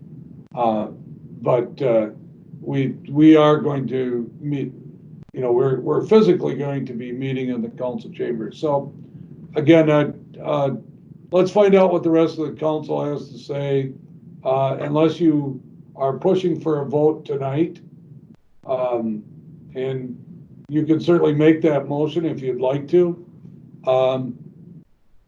Otherwise, we can take a survey, find out what the council says, discuss it here, and get back to you. Okay, so, okay. Again, I'm giving you the opportunity, if you'd like to find out tonight what the rest of the council wants, I'm giving you the opportunity to make a motion to require that people wear masks. That's what I would like to do. I would like to move that we adopt Aaron's plan for that he just presented, with the change that people who come to City Hall for meetings in the chambers are required to wear a mask. I'll second that. Okay, so we have a motion. We have a motion by Fair, a second by Hackett, that we approve Aaron's plan that you see on the screen, with one addition, that everybody that comes to City Hall for these meetings must wear a mask. That sound good, Mary? That's perfect. Thank you. How about some discussion? I would like to make a comment, please. This is Paul. Hey, Paul, go ahead. I feel we should separate the approval of Aaron's plan and the required wearing of masks. So if someone does not feel that wearing a mask should be a requirement, then not voting against the entire plan. Your discussion was a little bit garbled, but if I understand what you're thinking, or what you're saying is that you believe that these should be two separate motions. That is correct. Okay. So, Paul, I do think that if this motion passes, then we will then have required to wear masks, and you will be approving this. If this does not pass, then I think we still have the ability to make a motion on Aaron's recommendations without the requirement of the mask. Does that help, or are you asking Mary to change her motion? Well, I do not plan on voting if I'm required to wear a mask in council. I would not be voting for this if the mask requirement is in there. So just let that be known. Okay. I have no idea what he just said. Well, again, I'm trying to interpret here, but it is a little bit garbled, but I think he's saying that he has no intentions of wearing a mask, but he is in favor of the rest of what Aaron has proposed. I would just like to say that I went to Menards yesterday, and Menards, when you first go in the store, has a requirement that all customers wear a mask before they even allow you to come into the store. All the staff wear masks, and they don't allow you to bring in children for fear that they'll run around and touch things or touch other people. Now, they're showing some leadership by setting a high standard, and they didn't have to do that. They could just leave it up to all their customers. But I think it's important that we show some leadership and set a higher standard. Mayor, this is Tom Hart. Can I jump in? You can, Tom. Thank you. Thank you, Dimitri. Pardon? Yeah, I just wanted to thank Dimitri for his comments. Go ahead, Tom. I understand there's a motion on the floor. We have, if I'm right, at least 2 meetings before we would be holding in-person meetings again. And this came to council tonight sort of as an advisory opinion from the city administrator. This was not a resolution that was going to be put to a vote. So I'm wondering if maybe it might be appropriate to set this over so that these competing issues may be put in separate resolutions for a vote. Yeah, Tom, we are not going to have another city council meeting before June 1st. So okay. We would either have to decide on that tonight, and if you don't think that we can vote on this and we can't come to a consensus, I would say that the status is the same as what we're doing right now, where we would hold the meetings virtually. until we have the opportunity to further discuss that. So, does that change what you have just talked about? I guess I misunderstood the memo. I apologize, Mayor. Okay. Yeah, you were looking at June 16th as the first date that it was probably gonna, after June 16th, we were going to do it. I think, that's how I read it the first time too, and then I reread it. So, yeah. And if you look at the top, you can see that it says June 1st, I think, at the top of the memo. At least it did at one time. There we go. Yeah. Yeah. So, all right, well, we do have a motion and a second, and I think we did set it up so that we can have a motion. I have a little further discussion that I'd like to have. I'm concerned here because we have one council person who has already publicly said that I will not come to a meeting unless people are wearing masks. And we have another council member who's saying they absolutely won't wear a mask. So it appear to me that we're not very cohesive if a team member would prefer someone to stay home and just call in rather than be there because they're going to refuse to wear a mask. That really bothers me a lot. And I don't know if we do a survey of the other council members, how that will pan out, but I'm taking this extremely seriously, and I guess I feel that other people might be able to err on the side of being cautious, even if they don't politically agree or for whatever reason agree with this notion. But anyway, end of comment. Well, I know Aaron wants to weigh in on this too, but I think it's important, Mary, that let's not forget what we're doing here is we are still giving everybody the opportunity to attend this meeting, whether they meet physically in the council chambers or they meet virtually. And this is where it's different than the example of Menards. If you're going to shop at Menards, you have no choice but to shop at Menards. I guess you do the curbside pickup if you wanted to. But that's the difference. I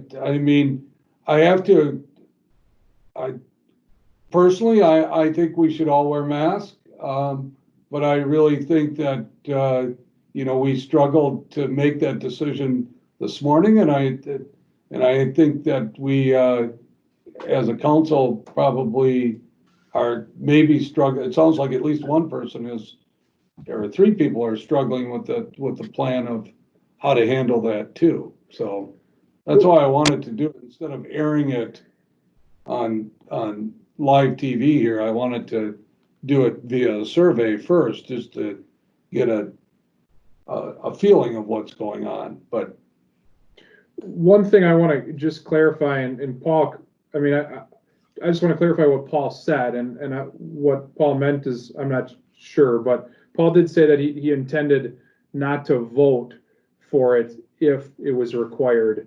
I don't think Paul said he wouldn't show up physically if he was required to. So those are two different things. I just wanted to clarify that. And I thought he said he just wasn't going to wear a mask. So yeah, and it was hard to hear him too. Any other comments from other council members? Peterson comment? Yeah, go ahead, Dave. I don't want to get too much big brotherish here. I would just as soon leave it with Aaron. I personally probably will wear a mask, but I don't know if you can go above and beyond what the county and the others have said. I guess we can do it, but I would prefer not and use our adult responsibility to use your best judgment. Okay, thanks, Dave. Other comments? Aaron, can I have this is Lori. Yep. Aaron, this was all put together with the county and with all the recommendations for everything? As you put this all together, because it's well written, and there's just, there's. Yeah, so it was put together based off of the county order. We've been having 1 or 2 conversations a week with Jed, the county health officer. I can tell you, I did not specifically run this plan by Jed. It was kind of based off of the order and the WEDC guidelines, so. Right, and that's why, I'm comfortable with that. When I made, I think we're all here to represent the people. And those are just comments that I have heard. And I think, we have options of what we can do. So I think they're there for everyone. They can, they can all partake in their own way. The way it's written. Okay. So back on May 5th at the end of our council meeting, I did prepare you that, and this was even before the state order was shot down, that our plan was to publicly, physically meet in the council chambers starting in June. Obviously, that would take your approval to do that, but I did, start the clock in motion so that you had some time to think about doing that. And last week's ruling has obviously changed that even more so, because now we're allowed to have up to 50 people in a council chambers. Although 50 people in the council chambers, I would think we'd have a difficult time keeping social distancing. So I think it depends on the size of the room that you're in, whether you can really go up to that 50 people or not. So I think we've taken every precaution to try and make sure that social distancing is in place. And I think you guys agree with that, but so that it really just comes down to the requirement of wearing a mask versus strongly recommending that everybody wear a mask. And obviously there is a difference between the two. So any other discussion? I think we'll do a roll call vote. So if you vote in favor of this, you are voting in favor of the memo that Aaron has put up with the one addition that you would, if you do physically meet, you would be required to wear a mask. Okay? So I'm going to have Sandy call the roll. Steve Hackett. Aye. Lori Chestnut. So, okay, let me just do this again. So this says that if we vote yes, we are saying that we have to wear a mask. Yes, Lori. Then I'm going to vote no. Paul Hagan. No. Alan Keeland. This is Tom Hart. Alan has posted a message in the chat for Teams.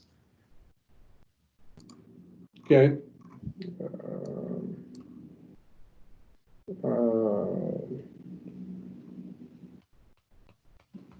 Okay, so he's voting yes. Yeah. And he's giving reasons why there, obviously. Okay. Scott Perchatsky. Aye. Dave Peterson. I vote no. Paul Mayo. Aye. Dimitri Martin. Aye. Mary Fair. Aye. And Derek Olson. No. 6 ayes, 4 noes, motion carried. Okay, so I have a question on that. Yeah, let me, well, I'll turn it over to Aaron, but this does change how we're gonna handle the city council meeting on the second a little bit. So, Aaron has a comment or a question first, and then I'll tell you why I think we need to change it a little bit on how we're gonna do this.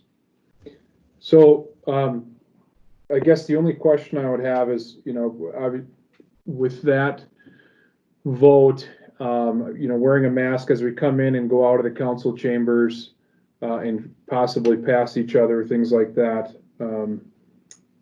It makes sense, wear them, and then when we're in our seats and in our socially distancing areas, and assuming we're not moving from those, and just communicating and making sure people can hear us, and mics and things like that. Are we saying the mask will have to be worn throughout the duration of the meeting? And sorry if that's a naive question, but just wanted to make sure I understood it. Well, Mary, you made the motion, so do you want to respond to that? I could respond to that.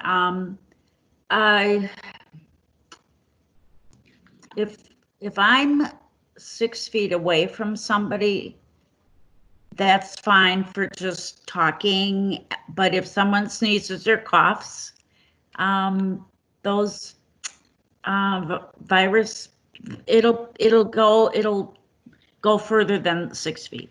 So I guess the answer to my question is yes, the entire time you're there, you would wear a mask. If I leave and use the bathroom while I'm in the bathroom, I wouldn't have to. There's no one else in there. But otherwise, yes. Okay, and so,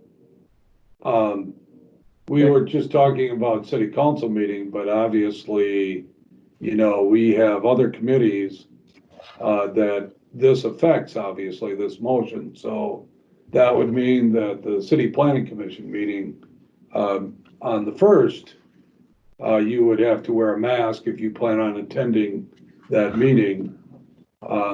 So if you don't plan on wearing one, then you would have to attend that virtually through Teams. So you do have the ability to still attend it. I want to make sure that Chief Ozell is Chief, do you want to weigh in on this at all? Because we've had this discussion about making a requirement to do something, and what if somebody says no? How are we going to handle that if they still plan on attending?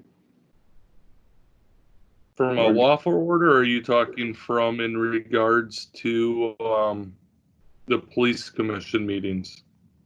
No, I'm not necessarily talking about the police again, this. I can speak to that a little. Okay.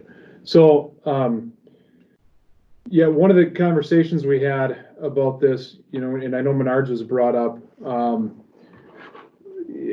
this is a little different situation than the aspect, and we were talking about it, and I was actually at Menards too, and I saw one of the attendants almost get physically assaulted by someone who didn't want to wear a mask. A brick was thrown at their feet, and that made me think, as someone who manages people and thinking about opening our public facilities, some of the danger that could put our employees in. Now, this is a little different. We're talking about committee meetings and council meetings, but I guess it's and I wouldn't anticipate with public not coming into the council chambers that would be an issue. But I guess I do have to ask the question on people coming into the public viewing area, which isn't directly in the council chambers. Is that the same stance we're taking? And I apologize, I probably should have asked this in our discussion before the motion was voted on, but just some things rolling around in my head right now. Well, Aaron, if I may, I know we've had many conversations with Jed Wolt in regards to this, and it's a public health order. Our department would take the information if there are violations of the public health order, and we would forward that to his office, and their office would then handle the complaint. If somebody obviously becomes disorderly, well, then that poses a whole different situation. And I don't know if we've had many conversations with him in regards to this, and I don't know if you want me to expound on it any further or what you would like. Well, I do think that our discussion about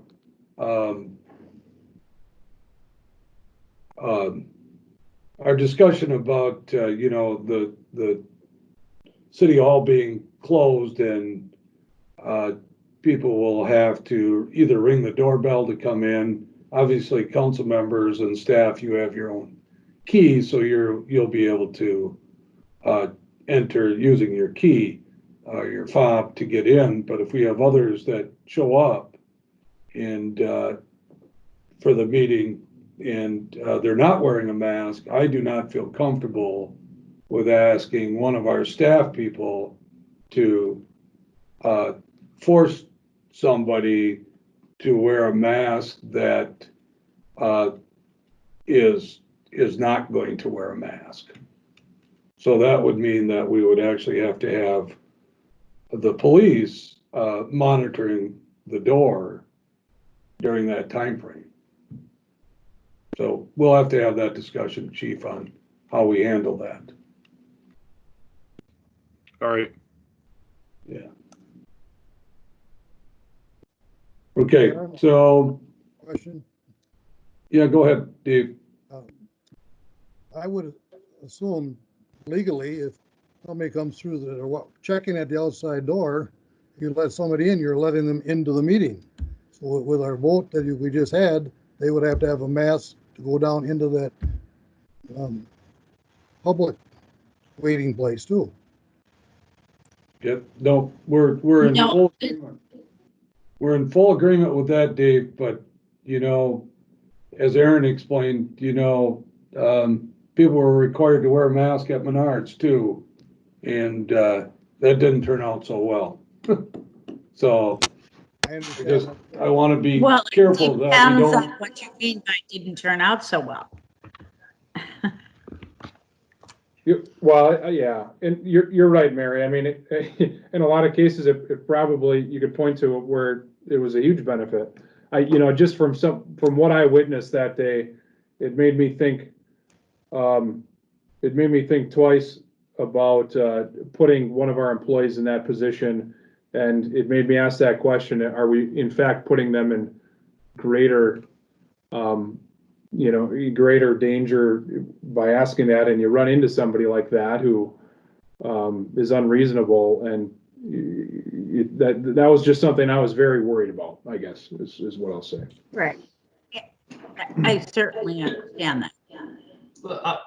On the other hand, what about the employees working at Menards, for instance? Do you let someone throw a temper tantrum and then therefore don't require any customers to wear a mask and put your employees at risk? And from the standpoint of the city, if we allow people to come into the public viewing area, is there going to be staff that have to go in and out of that room to set up monitors? What about the staff that has to work the front door? Are we asking staff to put themselves, employees to put themselves at risk? Well, I do believe we're talking about two different things, quite honestly. I mean, we're talking about, we would, I mean, obviously staff would have to wear a mask, and we do not want, under this ruling or this agreement, we don't want anybody that comes in to the facility wearing a mask. The problem is that we don't want to put somebody that's not at the front door, that's not somebody that is trained to police people.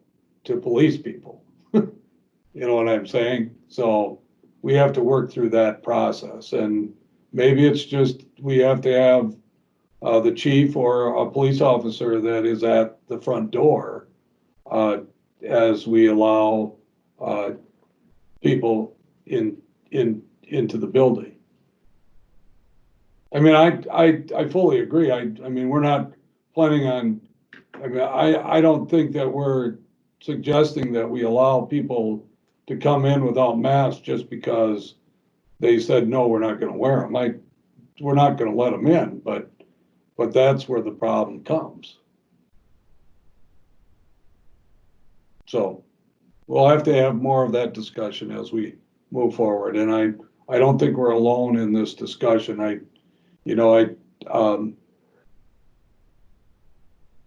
guess it's enough said, but I think it's important that we remember that, as much as we understand the importance of wearing masks, we aren't, it's not our job to go out there and police people to make sure that they understand the importance of wearing masks. And we can get ourselves in a little bit of trouble if we try to debate things like that with people that are thinking completely opposite of what we believe is the right route.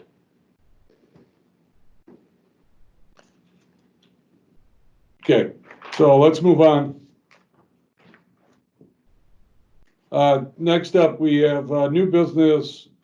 This is putting permanent zoning on the property on Grand Seasons Drive for the Scott Fable property, which is ordinance number 05-2020. All right.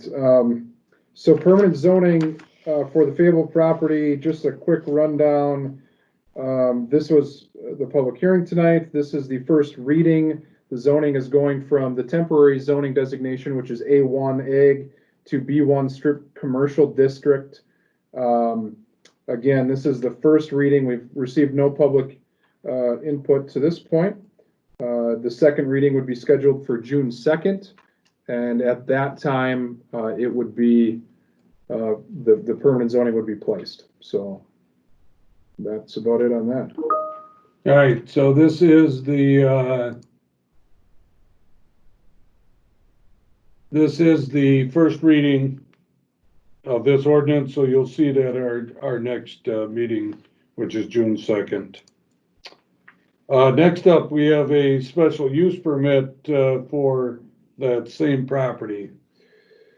All right, so the special use permit for the Fable property is contingent on the B4 designation. The special use permit allows, or is in the B4 district, and in that district, special uses are, and the one that's being applied for is defined as truck garage, repair and service of motor propelled vehicles, including the sale and storage of automobile accessories. Our zoning administrator, Jeff Sanders, has taken a look at this and he has recommended approval with a couple things, basically just with the contingencies that the use remains as the one that is existing, and if any changes to structures, whether current structures or structures that we know are currently planned, comes forward, that would have to be an amendment to the special use.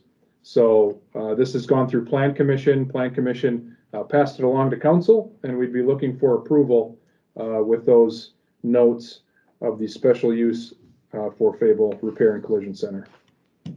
All right, so would anybody like to make a motion to approve? Move to approve, Mary. So moved. So we have a motion by Fair. Dimitri, you want a second? Second. Oh, thank you. Second by Martin, that we approve of the special use permit for Scott Fable for Grand Seasons Drive property. Sandy will call the roll. Steve Hackett, Aye. Lori Chestnut,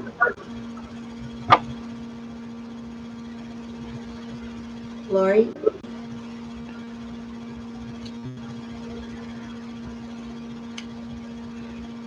Lori, you have to unmute your mic. Unmute your mic, she said.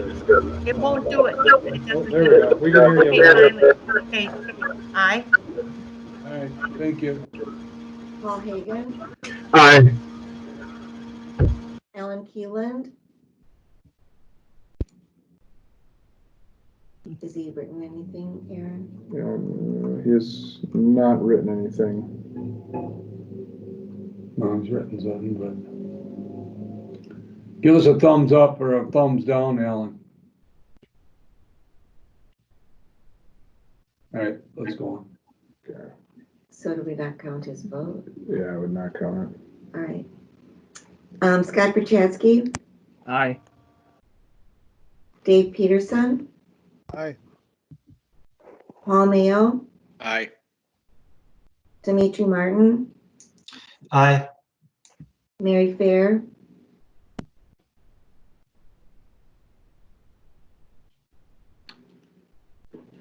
Mary, can you unmute, please? Aye. Thank you. and Eric Olson. Aye. Alan Keeland, Yeah. No, I don't know. I can tell he said aye, but you can't hear him.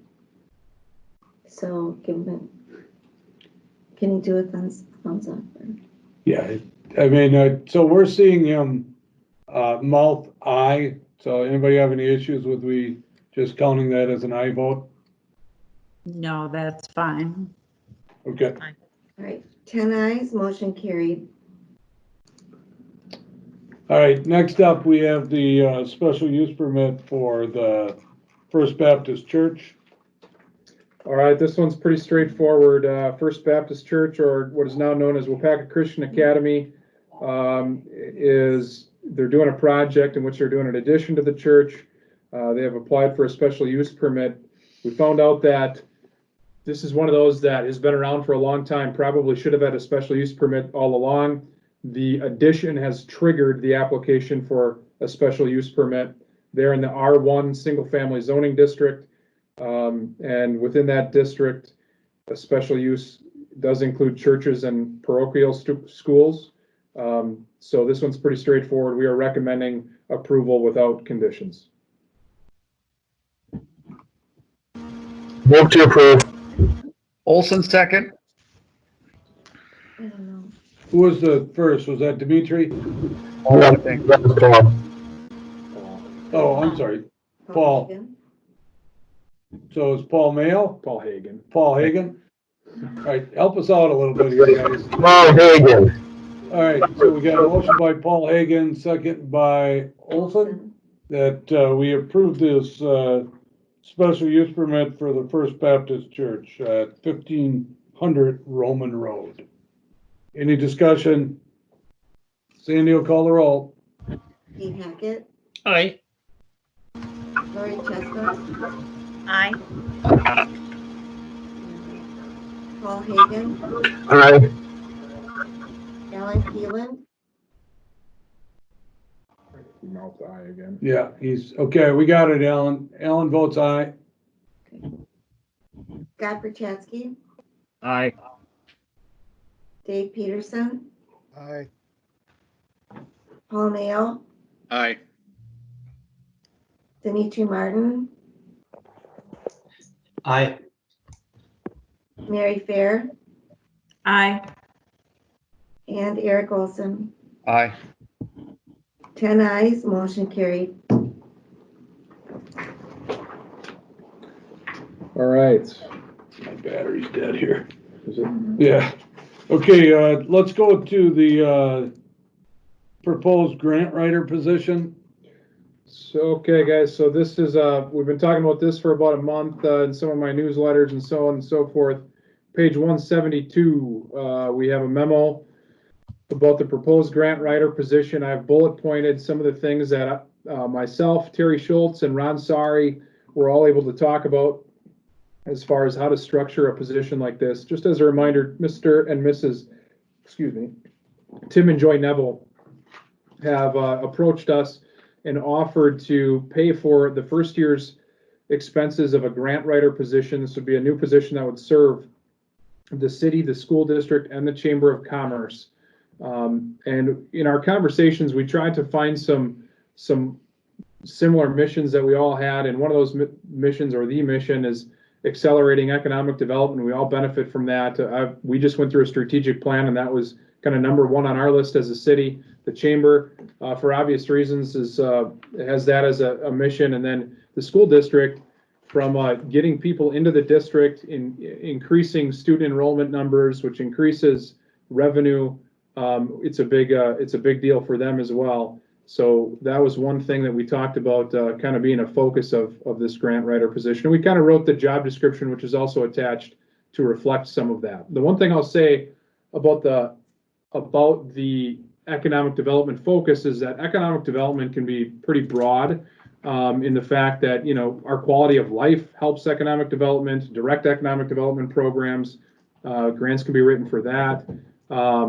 It might be a trail or an extension of the walking trail, or it might be a bike and pedestrian facilities along roads. It might be something in the parks. It might be something with school district programs, library programs, all that stuff. So, moral of the story is that each of those grants that they would apply for would, in this scenario, get kind of run by both or all three of us, Terry, myself, Ron, and would be approved to go after those grants. I'm going to go through the bullet points of this. We decided this would be best in a contracted position, not an employee. This contracted position would be structured as a 2-year contract, with the first year of that contract being paid by Mr. and Mrs. Tim and Joy Neville. Year 2 of the contract would be a $45,000 total expense, or about $15,000 per organization. Assuming a July start date, if we all were on the same page and got this approved, that would be a $7,500 impact to our city budget not this year, but in 2021, as this position would start kind of opposite of what our budget year is. Subsequent contracts would be entered into only if the position hit target revenues, as outlined later here, which I'll get into. The base annual contract amount would be $40,000, and then a budget of $5,000 would be provided to cover supplies, training, professional development, travel, laptop, cell phone expenses.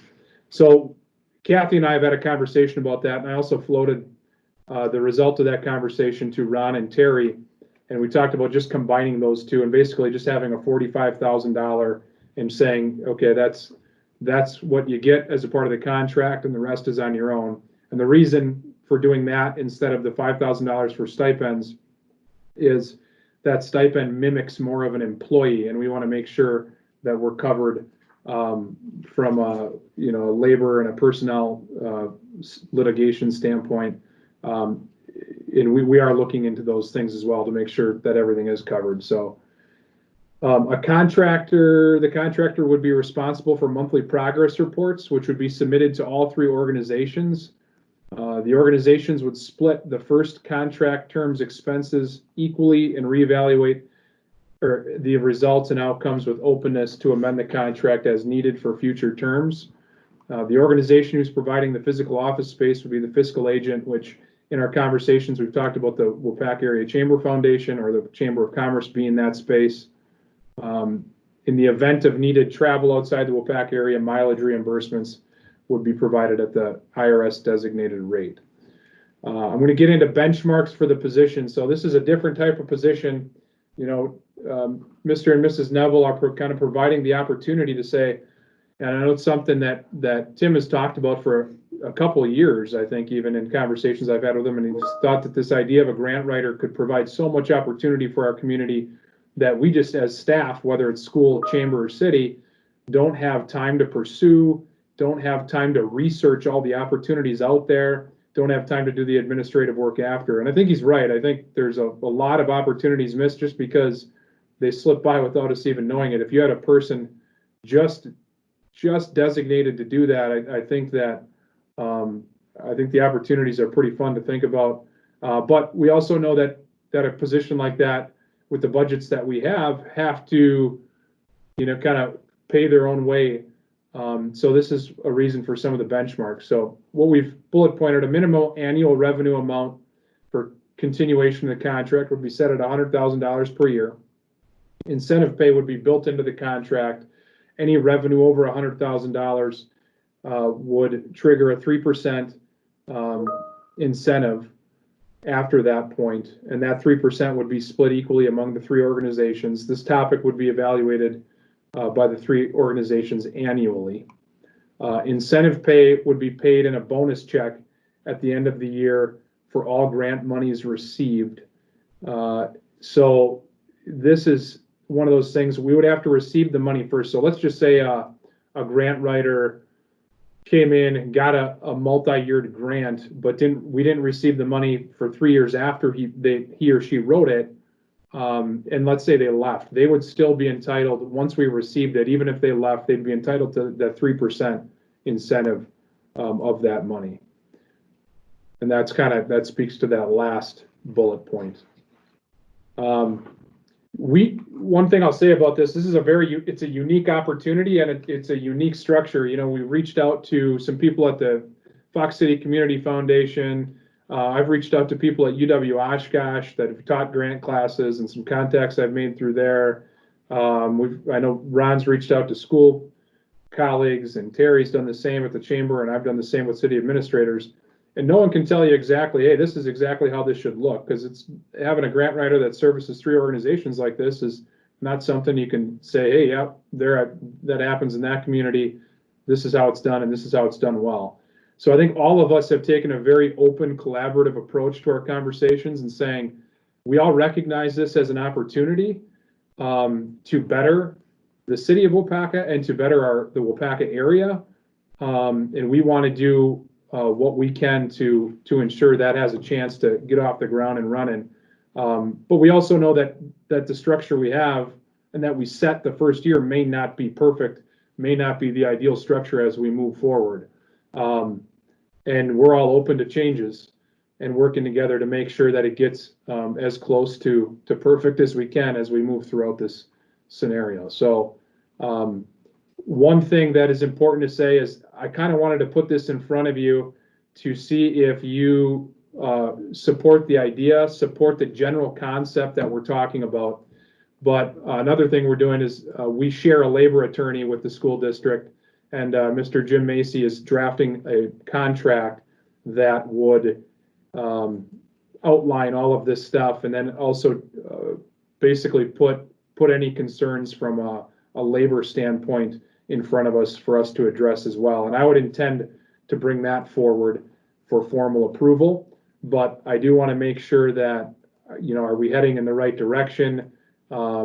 Is this something that council could see supporting, at least for that first 2-year term, and then obviously be evaluated after that. So, so with that, I guess, are there any questions?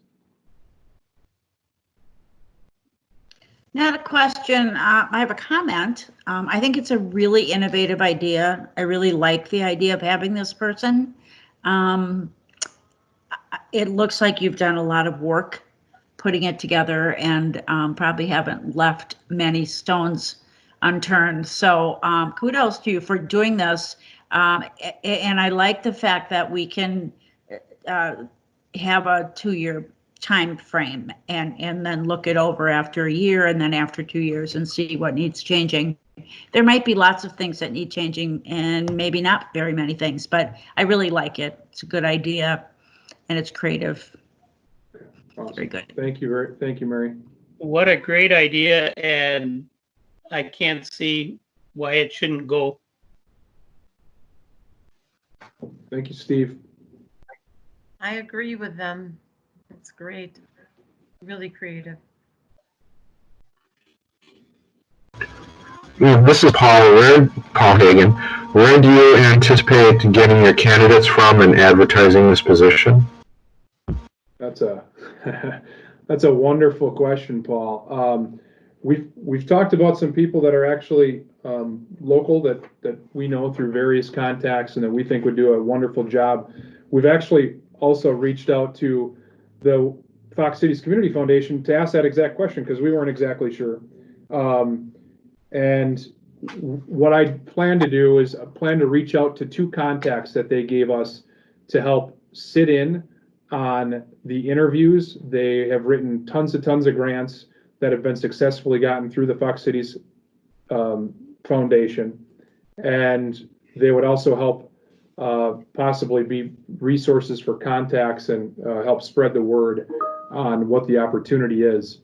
One thing when I asked Ann Engelhardt, who's the I believe she's the vice president of the Fox Cities Community Foundation, is, what's the important things? And they said, hey, the important things are they have to be a good writer, but they also have to have a passion for bettering your community. So they said, the 3% incentive is one thing, but the things that make grant writers really successful from what they have found are people that genuinely care about contributing to a better quality of life and a better community. So I don't know if that answers your question, Paul, but those are the conversations we've had around that. It does, thank you.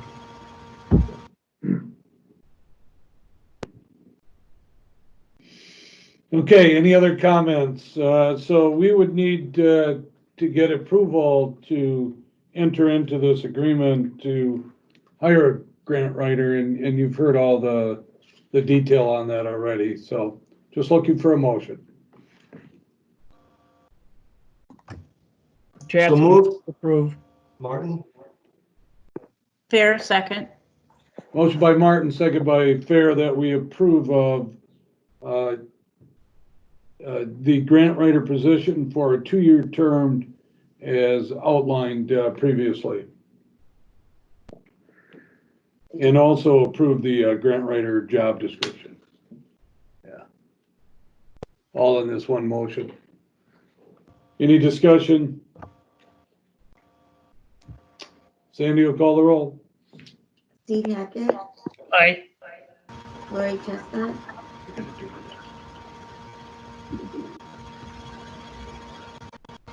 What are we doing? Lori Chestnut. Aye. Okay, we got you, Lori. Lori says aye.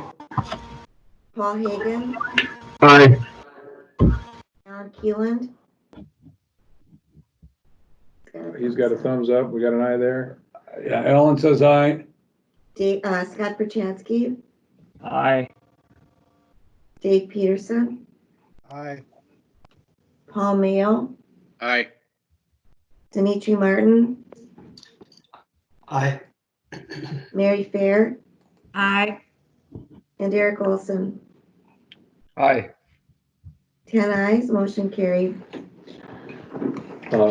Thank you, everyone. I also want to thank Terry for staying on the line and being here to kind of listen in and available to answer questions as well. So thank you, Terry. I think we'll start by just having everybody just do thumbs up now for ayes, or thumbs down for nay. How's that? I'm good with that. All right, next item on the agenda is to discuss the 2020 Class B intoxicating liquor license annual fee, and I'll turn that over to Aaron. All right, so this is something that has been discussed over the last couple of weeks in actually within other city administrator meetings, but I think it was actually brought forward as a proposal to us by our building inspector, Jane, who's been going back and forth and doing inspections in different communities, and I know it was her idea to bring it forward and say, hey, a lot of communities are reducing their annual renewal fee for the Class B intoxicating liquor license. And ours is $500. Typically, we're looking to reduce it as a result of this COVID-19. Bars have not been able to be open. They've obviously lost a lot of revenue because of that. So we would be looking to reduce it from $500 to $400 at this time, just for 2020. I think the important thing to keep in mind here, and one thing we talked about, there are liquor stores and things that have been able to remain open over this course of time and haven't seen as much of negative impact as the bars. but those liquor stores have Class A intoxicating liquor licenses. The bars are Class B. So this would be targeting just the bars that have been forced to be closed for a period of time. So we'd be looking for, I guess we're recommending a motion to approve reducing the Class B intoxicating liquor annual license fee for 2020 only by $100.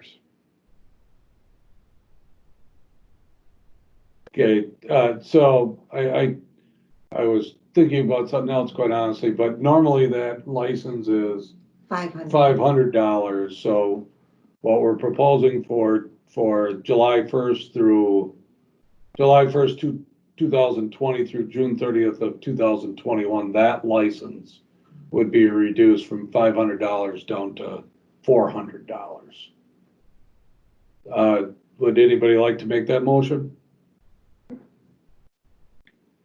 Peterson moves. Motion by Peterson. Do we have a second? Second, Berchatsky. Second by Prochatsky, that we approve of reducing the Class B intoxicating liquor annual license for 2020 by $100 down to $400 total. Discussion? Sandy, will call the roll. Steve Hackett, Aye. Lori Chestnut, Lori says aye. Paul Hagan, Aye. Alan Keelan, Alan says no. Scott Berchatsky, Aye. Dave Peterson, Aye. Paul Mayo, I abstain. abstain. Dimitri Martin, Aye. Mary Fair, Aye. and Eric Olson. Aye. So we have 8 ayes, 1 no, and 1 abstain. Motion carried. Okay.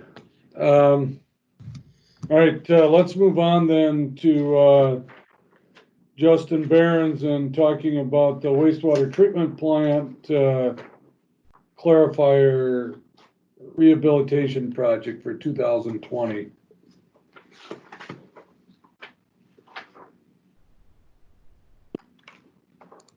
Justin, are you with us? What, are you putting your kids to sleep? Justin. We're gonna give him a call here quick, see what happened.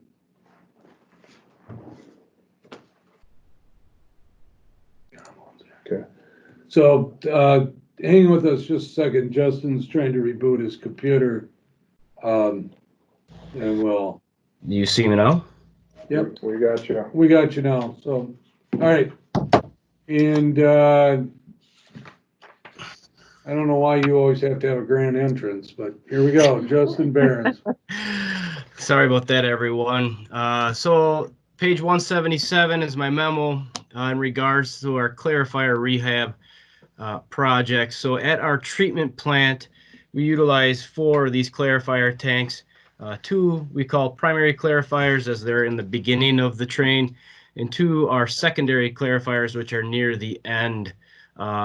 Attached to the memo is an aerial photo showing just the relation of where these tanks are at our treatment plant, and kind of gives you an idea of the sheer size of them. Aaron, if you could scroll down and show the graphic that I provided, the diagram. One more, please. That's about the tank. Yeah, that's the inside of what these tanks generally look like. They're settling tanks. So we take out the sediment, organics at the bottom, and at the top, floatables are also removed with these rake arms. You can see there's a center mass and also a platform. So there's a lot of metal components to it, and they're constantly submerged in wastewater, which is a corrosive environment, so that these the metal components or the steel that's down there is typically has a epoxy paint system to protect it, and that system needs to be replaced every 10 to 15 years. You can scroll back up to that memo, Aaron, please. So the tanks were first installed in '96 with a large plant expansion. They were rehabbed in 2007, and here we are again looking to do the same thing in 2020. So we put the specifications together for this to recoat them, and as we were putting that together, Jesse Landry, the wastewater superintendent, brought up, well, could we look into doing stainless? Now, obviously, the big benefit with stainless steel is its resistance to corrosion. It would have a 50-plus year life versus these epoxy systems, which are roughly 10 to 15 years of life. So we put the spec together to allow contractors to bid on either system, either the epoxy or replace the submerged steel with stainless. Bid opening was on May 7th, live on Facebook. Bid tab is attached down below. Just stay on that second page there. Oh, you can, if you want to go to the bid tab real quick, you can, Aaron. So you can see we got 3 bids for each option with the names there. They are all eligible bidders, and well, they're all qualified and eligible bidders. So we received those 3 for each option. Can you scroll back up, Aaron, please? Justin, you're always my most difficult to keep up with. I know it. I know it. I'm demanding. So the recommendation here is we want to go with option 2 and the stainless steel and go with Waupaca Machine and Repair. Now, I need to note that this is not the lowest bid. It is the lowest of the option 2. But the reasons we want to do this is because obviously there is some benefit to the utility as far as cost goes. So the effective life of 50-plus years versus doing it over and over again with epoxy system is going to save us over or about $500,000 over the lifespan of the stainless steel versus redoing these projects again with the epoxy system. We are supporting a local business. Waupaca Machine Repair is within the city. We're familiar with them. We do work with them already. They fix a number of things in all the departments, plows and pumps and whatnot throughout each of the departments in public works. So finally, I need to note that this project or this rehab for this year is going to take care of 2 of the 4 tanks. We bring this back again next year to finish off the remaining 2. So the requested action is listed at the bottom of the memo there. And please note that the funding is coming out of the 2020 sewer revenue bonds. And I'll open it up to questions or comments. Justin, this is Eric Olson. Is there any value in the old system? What do you do with that? Just throw those away? The old steel, we will just scrap it out. So there is some value of that being recycled. Okay. Justin, this is Scott Perchatsky. Have you talked to other utilities, cities that have had stainless steel put in? Not directly. I have not. The epoxy system is the most popular due to just the cost. Typically, stainless is very expensive or a high cost.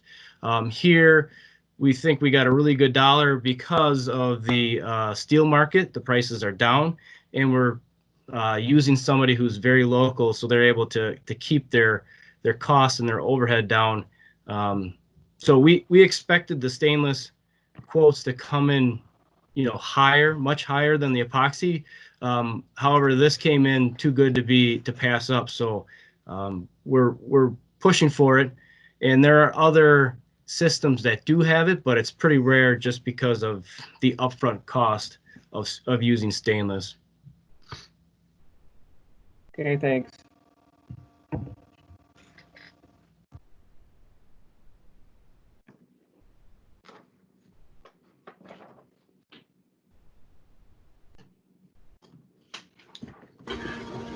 Justin, this is Paul Hagan.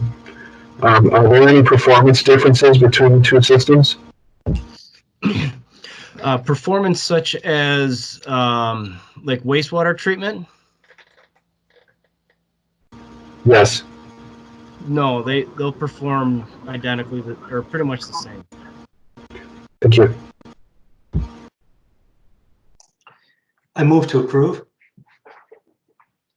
This is Lori. Motion I'll by second. Martin, second by Chestnut. Yep, Okay. I got it up again. All right, second by Chestnut.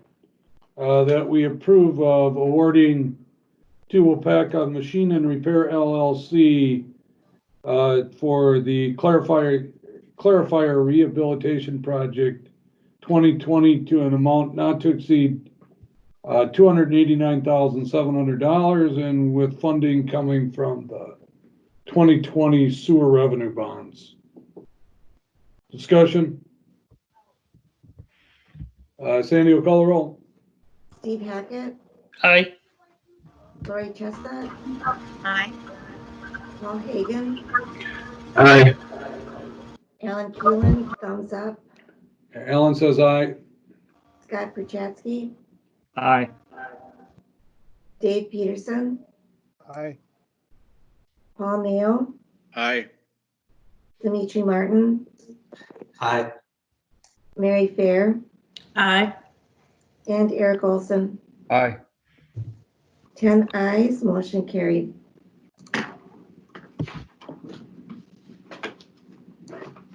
Okay, the communications recommendation of the mayor, again, I just want to remind you of the special city planning commission meeting. If you are not a planning commission member and you would like to attend, let us know, please, so we can make sure that we keep the social distancing rules there. And that is June 1st, so again, as we voted tonight, don't forget, bring a mask with you, or else we'll have masks here available for you to wear when you attend that meeting. And then the following night, we do have the city council meeting. I want to remind everyone, June 1st, we do have a number of meetings. Those meetings are still going to be held virtually. You know, you'll be still getting an invite. And I do envision that you'll be getting the same kind of invite for the June meetings like you've been receiving for the last 2 months. And, you know, last of all, I just want to thank everybody for, you know, going through this process. It hasn't been easy for you, and it's meant extra work also for our department heads and our employees. But I'll tell you, I think we've gained some things out of this that we're going to be able to use in the future as not only, and I'm talking more IT type things that I think will make our meetings a lot better or better than maybe they have been in the past. So maybe there's some good that we can get out of this too. So with that, Paul Hagan, you're up. Move to adjourn. Do we have a second? Motion by Hagan, second by Martin, that we adjourn until our next regular council meeting on Tuesday, June 2nd, 2020, subject to call. All in favor by signifying aye. Aye. Aye. Aye. Motion carried. We're adjourned at 8:46 p.m. I bet you guys are waiting for Paul Mayo to have to run a meeting, aren't you?